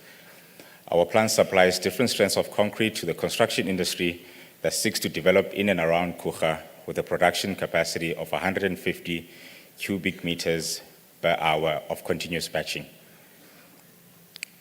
In 2009, we registered our newly formed construction company under the Kucha SMME Development Program. This program had an aggressive, hands-on approach into every aspect of the business, and this is where it shaped our thinking and vision towards where we wanted to go and what we wanted to achieve. 12 years later, we come back as an investor in the zone that we had our first project. This is a moment we are extremely proud of and will forever be grateful to the Kucha team to have afforded us an opportunity so many years ago. The self-funded investment value of Mhlobiso Concrete is 12 million rand and has created 25 permanent jobs and increased our overall group employees to 150 in the province. Considering the tax incentives and the rebates that comes along investing in SEZ, Kucha Development Zone also have a plug-and-play approach where they have heavily invested in world-class systems and infrastructure, which makes doing business in the Eastern Cape that more efficient, not forgetting access to the markets. The World Bank estimates that SMME accounts for 90% of the business worldwide, 50% of employment, and contributes to about 40% of GDP in emerging markets. I urge government to continue supporting the SMME initiative, be intentional in introducing entrepreneurship at an early age in schools, be more emphatic around technical colleges so that we can see more people like ourselves investing in our beautiful province of the Eastern Cape. Thank you.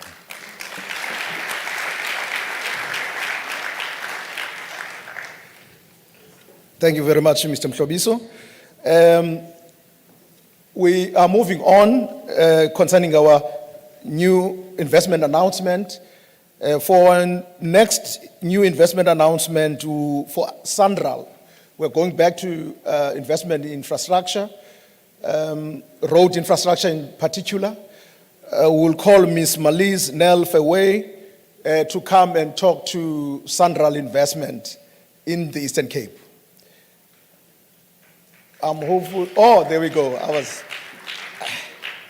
I'm now careful to make sure that all those that I'm calling are with us. Thank you.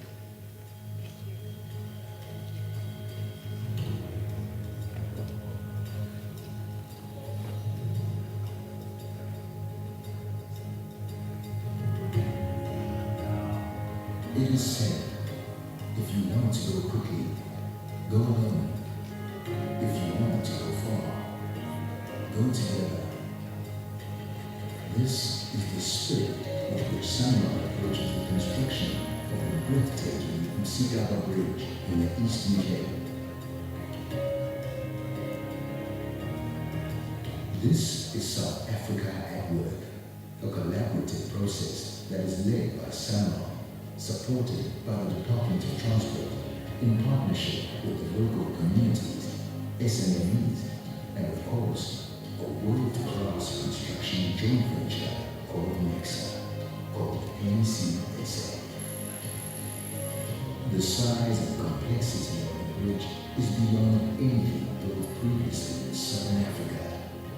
It's going to be a vital part of the N2 Dark Coast Road between East London and Port Elizabeth, and help expand South Africa's infrastructure in rural and underdeveloped areas where people are cut off from economic opportunities because of their road access. The N2 Coast Corridor is a national priority. It's a key component of the strategic integrated project under the National Development Plan. That sees the construction of a new road link between KwaZulu-Natal and Eastern Cape with a specific focus of linking up Port Shepstone with Mthatha. To execute a project of this magnitude takes patience and planning. The N2 Coast Road project has been 20 years in the making. We actually designed the two big bridges way back in 2003, but we couldn't implement until recently because of various factors such as the environmental impact assessment and then waiting for the green light from the Presidential Infrastructure Coordinating Committee. Nature conservation is important everywhere, but especially on this project, this pristine environment definitely needs to be looked after. So even though construction and development is important, it is also crucially important that we got zero impact on the environment and make sure that this is left for generations and generations to still come.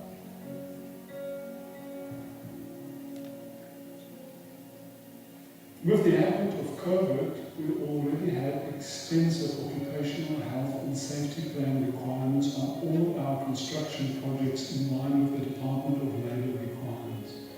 So when the COVID-19 event happened, it was relatively easy for us to update these occupational health and safety plans to include the relevant requirements related to COVID, and the rollout of them to all our construction projects, including the Msigaba project, has enabled us to prevent any major COVID-19 related incidents on any of our projects.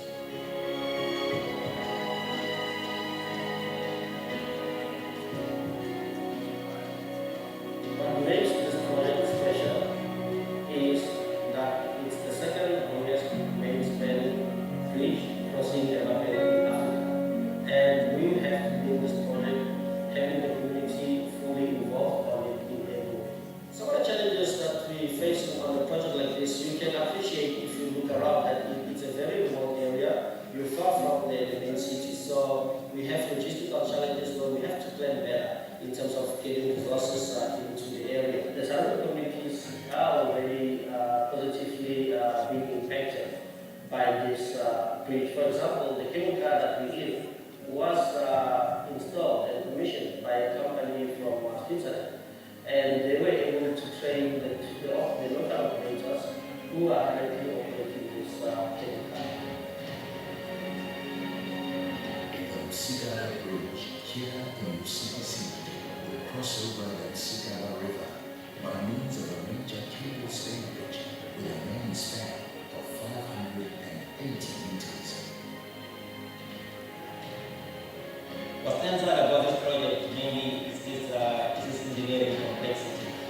a flagship for South Africa, it's a flagship for Africa as a whole, in terms of what can be done engineering-wise. This area is most electrical area, so now people are able to start their own businesses because they are working together with the contractors and the business. Well, the local community is involved from day one. Well, as soon as we break ground, they're there with us. If it can be done by a local community, it will be done by the local community. If it can be supplied by the local community, it will be supplied by the local community. The project is proceeding well, thanks to the strength of the positive contribution by the local subcontractors. My company, Mapazu Development Projects, started in 2008, but I only got an opportunity to work with SANRAL in 2017, where we got an opportunity to join under a development program for the SMMEs, where I was constructing the access roads in Alfred Zone. I work with local people. 80% of my staff, they are from Lambasi, Kavugazi, and other nearby locations. On this project, Mapazu is crushing the stone on the north and the south bank. The stone that we are crushing is going to be laid on the access roads that they are being maintained. All eyes are on Msikaba Bridge, a project that will help to link producers to markets, workers to job opportunities, and spur much needed economic growth in the Eastern Cape and KwaZulu-Natal. Here's to world-class infrastructure.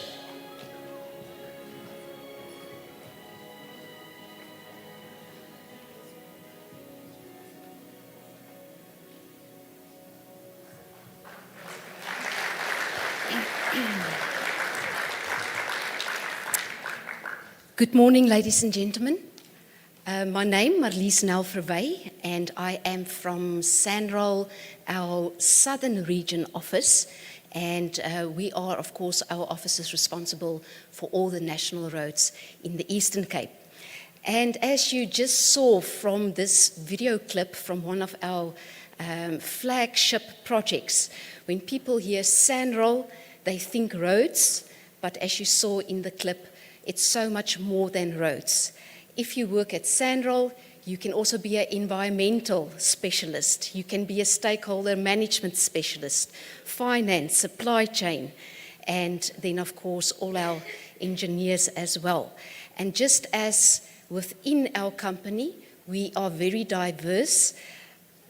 Without these roads, none of the economic development and social development that we are talking about this morning is possible, because ShopRite need our roads to get their goods to their shops. Pick n Pay needs our roads to get their goods into their shops. And from the ports, almost everything is transported by road to our shops. So I think that is one of the most important investments in the Eastern Cape, is what we do in terms of our road infrastructure. I don't want to preempt, because later today I've got a presentation that I'm going to do as well. But just quickly, in the past 3 years, we have spent just over 800 billion rand just here in the Eastern Cape. That was our Eastern Cape budget, and we spend it on approximately 5,000 kilometers of road. This money was expended by means of just over or just below 1,500 service providers, of which 80% is majority black-owned companies. We created just over 10,500 full-time jobs with a wage spent of 900 million rand just here in the Eastern Cape. Then, of course, over the next 5 years, in 2023, we forecast that we are going to spend approximately 4 billion rand. Our forecast for 2024 financial year is just over 8 billion, 8.2 billion that we have already committed. And over the next 5 years, until the end of the 2027 financial year, we are planning to spend 60.3 billion rand on our infrastructure here in the Eastern Cape. That, of course,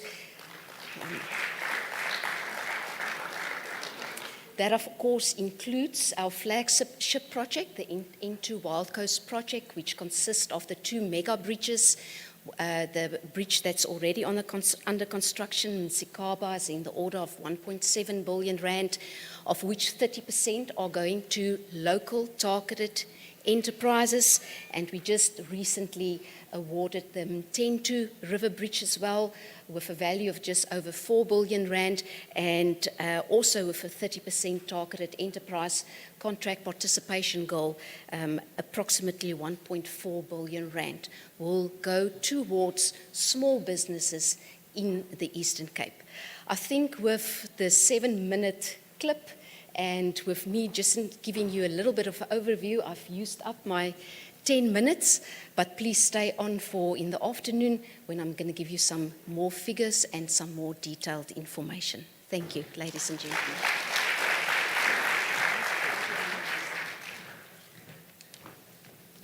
Thank you very much. Again, this investment is highlighting the importance of mutual coexistence between our investors and our communities, where Sanral also invest backwards into our communities in the development of small enterprises in our locality. I think that is very commendable. Moving forward, we'll then call for an investor, Akora, Mr. Justin Pingelly, to talk to the investment by Akora. Thank you very much for your patience again.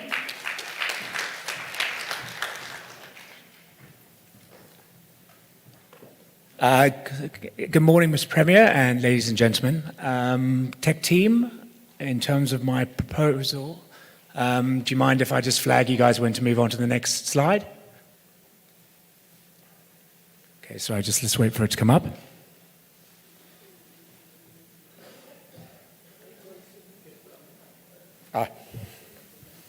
Is that better? Next slide, please. No, this is not us.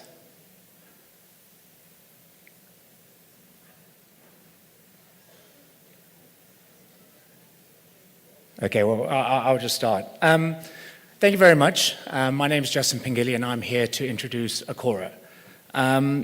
We have ambitious plans as Akora to become the first vertically integrated battery manufacturer in Africa, sourcing materials from Africa, based here in the Eastern Cape. The overview of Akora's strategy was founded by Lloyd Pingelly and Desh Naidu. Lloyd Pingelly, current chairman of Kora Capital, which focuses on the investment of battery-grade minerals in Africa, ex-chairman of JP Morgan Africa, and ex-chairman of Metals and Mining, JP Morgan globally. Desh Naidu, Young Black Industrialist of the Year, currently sits on the Narcan board and has been in the automotive industry and manufacturing for over 10 years. As a group, we've financed and raised capital for over $135 billion worth of mining assets on the continent, of which over $80 billion of projects have reached operation. The strategic partnership that Akora has with Kora Mining is where we really feel we are an outlier amongst all the other players looking to build gigafactories on the continent. In terms of our advisory board, we bring together a strong advisory board that key capabilities in natural resources, corporate finance, fund management, processing, and manufacturing. What is the problem we currently have in Africa? Despite significant deposits of battery minerals housed here in the SADC region, when you look at the total 6,700 gigawatt hours that has been announced by not only the stationary battery providers, but also the automotive industry, not 1 gigawatt hour has been planned for Africa. Considering that 95% of all the minerals that are needed for for battery manufacturing sit within the SADC region, and no one is talking about any development of these kind of facilities in the SADC region, bemuses us. And hence why us as Cora, our focus is about co-location amongst the SADC region, combining the skills and also resources of SADC. By co-locating, we also effectively greatly reduce our Scope 3 emissions in this whole transition to becoming a greener economy. Looking at currently the Cora strategy. Cora, the mining aspect of the Ecora relationship, currently has been awarded by the Botswana Special Economic Zone the rights to process all battery-grade minerals within a special economic zone in Botswana. This a strategic rationale, as Botswana sits amongst a majority of the SADC region that houses all of these resources.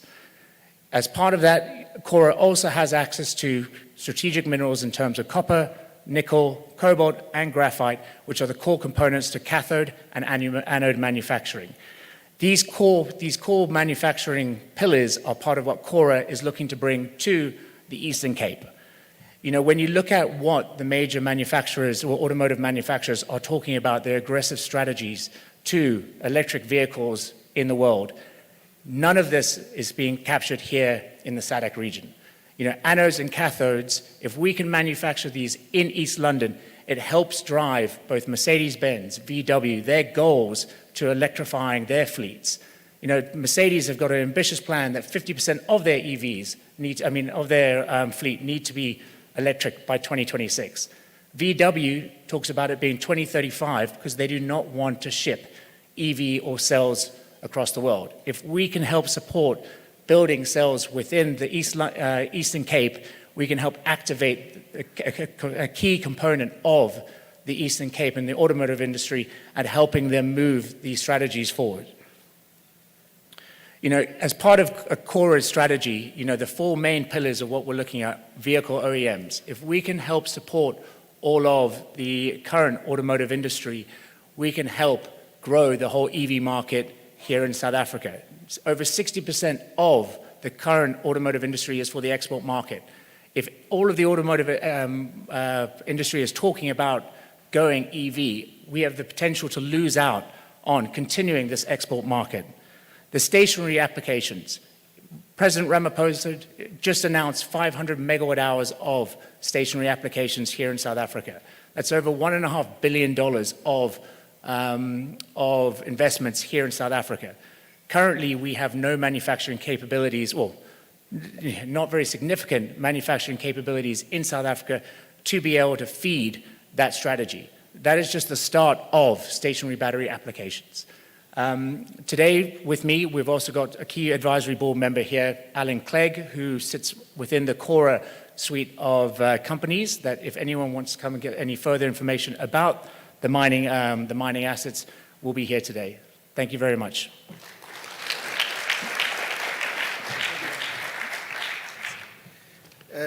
Thank you very much. If you remember, during the Premier's opening address, he was talking about the importance of readying the Eastern Cape and making the Eastern Cape ready for the transition to electric vehicles. That is very important. So Ecora is already looking into the investment in the production of energy storage batteries, which is a very important and crucial component in the era that we are going to of not only electric vehicles, but even factories. We've seen the load sheddings and all of that. Storage of energy from independent power producers under the Renewable Energy Independent Power Producer Program also is looking into the investment of a very important component, which is the energy storage. That's very important. So thank you very much for that investment. Ladies and gentlemen, for the last two new investment announcements, I've been asked by Ben Taylor and CFAO I'll start with Bentella to deliver this message. Bentella South Africa is a subsidiary of Bentella AG, a family-owned company that specializes in metal processing. Bentella AG is a global tier supplier in relevant markets with around 100 locations in 28 countries, including South Africa, Uitenhage plant in the Nelson Mandela Bay. Bentella South Africa, a leading producer of metal processed components such as steel coils, steel components, automotive components, catalytic converters, catalytic sub-assemblies. The company is expanding its existing facility at the Nelson Mandela Bay Logistic Park by 9,000 square meters. This will be the expansion of production space for new business as well as warehouse space for raw materials. The expansion project will be in 2 phases of 4,500 square meters each. The current size of Bentella facility is 21,480 square meters. With phase 1 expansion, the new size will be 25,980 square meters and is required by March 2023. Phase 2 is required by end of June 2023. The entire facility with the additional 9,000 square meter will be 30,480 square meters.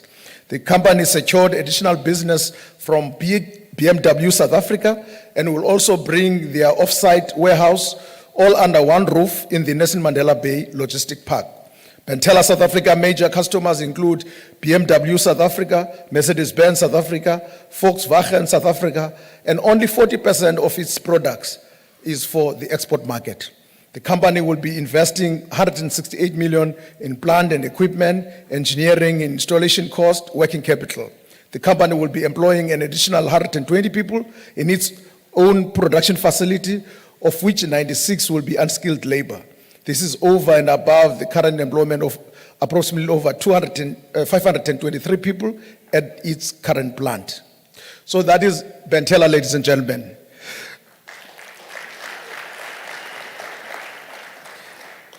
The second new investment is CFAO equipment. Toyota Industrial Equipment has established a new 6,400 square feet purpose-built facility at the General Motors Industrial Park in Kempston Park in the Nelson Mandela Bay. The investment was made to cater for current and future growth in the Toyota Industrial Equipment division. The facility will ensure that the business is better positioned and equipped to support customers.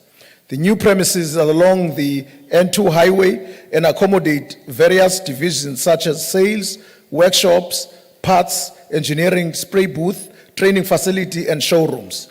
In addition, CFAO has installed a 60,000-liter rainwater harvesting system to help our business achieve environmental goals. The new facility would allow Gqeberha to cater for future expansion and garner a healthy share of market in the Eastern Cape. Ladies and gentlemen, that is a message from CFAO, one of the new investments to be announced today.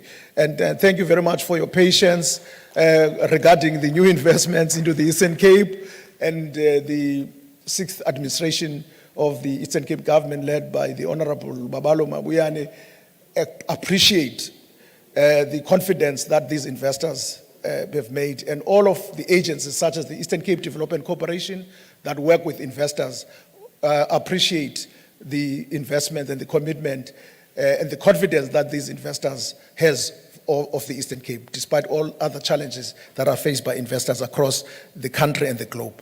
Thank you very much. I'll now hand over to our program director to guide us to the next part just before tea. Thank you. Thank you so much, Mr. George. I almost envied you, thinking that perhaps for every handshake you received about R1 million, and I was thinking that you're walking off this stage quite a rich man. Ladies and gentlemen, once again, let's put our hands together for these companies that have committed to the province of the Eastern Cape. As we move on with our program, we will now call the Chief Infrastructure Officer from the Infrastructure Fund, who will talk to us about some of the opportunities that investors can look into as we build the Eastern Cape that we want. Let's clap for her as she walks to the stage. Thank you so much.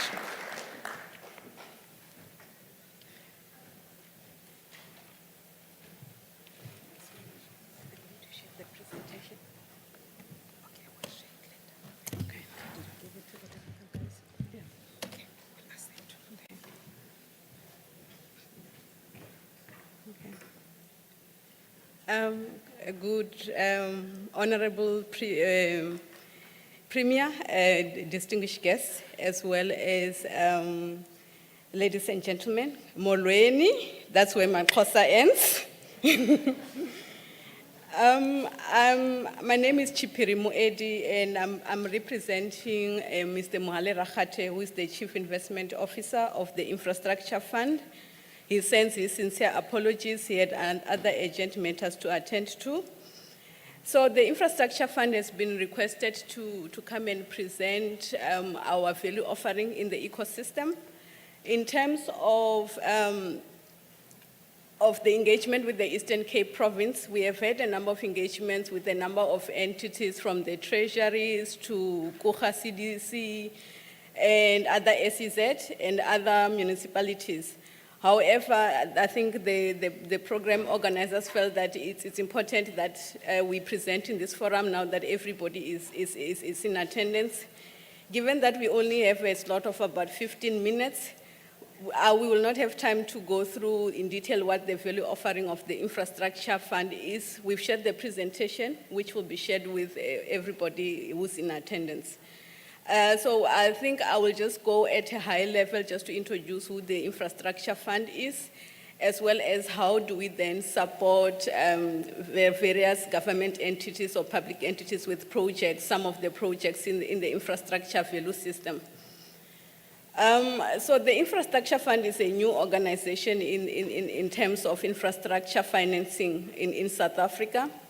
It came about through a cabinet approval in 2019, which then resulted in an MOA being signed, in a tripartite MOA being signed in 2020 by the National Treasury, the DBSA, as well as Infrastructure South Africa, which is housed within the Department of Public Works and Infrastructure. The main partners, as already indicated, is ISA, National Treasury, DBSA, the Presidency, Minister of DPWI, and Public and Private Organization. And the whole idea behind forming the Infrastructure Fund is to form an entity which was going to aggregate infrastructure within government, where they would apply blended finance solution and co-financing mechanisms in mixed-use infrastructure projects and programs, to also improve the commercial viability of projects and programs, especially in the public sector. As we all know that the public sector is full of feasibility studies in the ecosystem, which have not been turned into bankable projects. Also to alleviate pressures on the fiscus by attracting private investment into the public sector infrastructure projects, thus attracting commercial funding as well as DFI funding into those projects, so that they are not financed 100% by the fiscus, and to try and help accelerate and scale up and catalyze infrastructure development.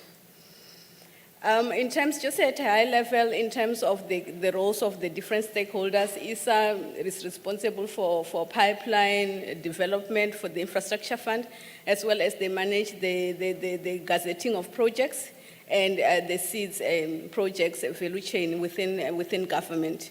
The National Treasury contributes 50% of the cost of the Infrastructure Fund, and they also provide the funding for the Infrastructure Fund.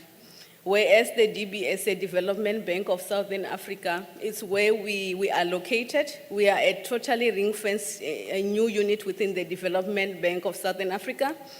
We also follow a lot of their processes in terms of procurement, resourcing, and internal controls, but they also contribute 50% of our operational costs, with the National Treasury contributing the balance. In terms of the allocation, there's been a provisional MTEF allocations for from the 2022 medium-term budget policy statement. The table below just indicates how much of financing has been allocated in terms of funding for the project has been allocated to the infrastructure fund by the National Treasury. Suffice to say that this is a provisional allocation, and if we would like to access this financing, we still need to submit through the BFI process to National Treasury to access this financing. The priority sector focus that are aligned with the ISA priority sector focus, the NDP, as well as the BFI sector focus, which is energy, water and sanitation, transport, human settlements, telecommunications, health, agriculture, education, and municipal infrastructure. The BFI threshold for projects currently is about 1 billion for projects, individual projects, and about 3 billion rands for programs. So what we've also done as the infrastructure fund, because when we started operating in NS in 2021, which is last year, we've been operating for about 8 months.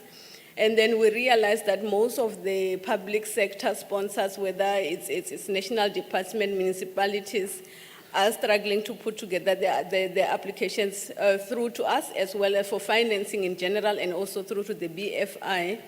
We've put together a funding application guideline. We are on the second version of it, as I've already indicated. We are in year 2 of operating, where we detail exactly what is the requirement before a project can be submitted for consideration for funding. Those guidelines can be shared with the entities who would like to receive it. And we are also available to make detailed presentations to the various public entities, whether it's national government or provincial or municipalities.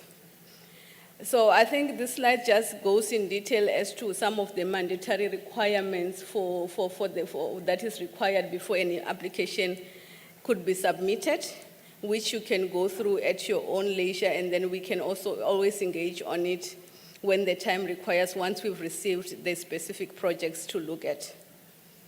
So in terms of some of the engagements we've had, particularly within the province, one of the first projects that was sent to us was the N2 nodal development projects. And this was sent to us through the National Treasury BFI entity. And the reason they sent it to us was because they had submitted this project to National Treasury. However, it had a lot of gaps in terms of development. And they requested us to assist the sponsors to put it together, package it a lot better so that it can be approved. What we do normally, if we receive a project and we find that that project has a lot of gaps, we send it to the project preparation department of the DBSA that has access to various project preparation funding to further develop the projects, to take it from a technical feasibility of a project to what we call a bankable feasibility, that the infrastructure fund, the BFI, as well as the commercial lenders can also consider. I think one of the highlights we would like to make on this slide is that the movement of the project also relies on the support we receive from the government themselves. If no support insufficient support is provided, the project moves very slow through the system, as there's a number of certain approvals, letters of support that are required. Even before we can submit a project to the BFI, we need a number of letters of support from the departments as well as national department. Otherwise, they don't consider those projects for financing. So sponsor support is very crucial in any projects that we assist with as the infrastructure fund. The other project that we looked at was the Eastern Seaboard project through MISA, where they requested the infrastructure fund to provide blended financing interventions for bulk development in the Eastern Seaboard region. There we're looking at the Alfred Nzo, OR Tambo, Herikwala, and Ugu projects. They've invited us to participate in their steering committee, and currently they're trying to see which projects can be made priority for submission to the BFI in 2023. The other project that we currently looking at is the Lucy Park development and other engagements. It's very similar to the previous projects, where we're also looking at how we can support the developers to submit an application for the BFI, specifically in support of the bulk infrastructure. So in terms of the next step, we've shared a slide of what the next steps are in terms of application process for financing, where we start with identifying the project, signing mandate, then designing the appropriate project structure. We identify the gaps. It has to be registered with ISA. It then submitted to the BFI, and then once we get BFI allocation, we look at catalyzing private financing, reaching financial close, and then construction. Thank you. I think in a nutshell, that's about it. I think the message we want to leave with the colleagues here is that the infrastructure fund is available to assist those projects that are require blended financing so that to allow them to attract commercial funding. And we're also available to support the province in terms of trying to handhold them to ensure that when we submit those projects to the BFI and also when we take them to the market, they are prepared in a way that is required by the market, when we'll be able to move quicker to financial close and implementation. Thank you so much.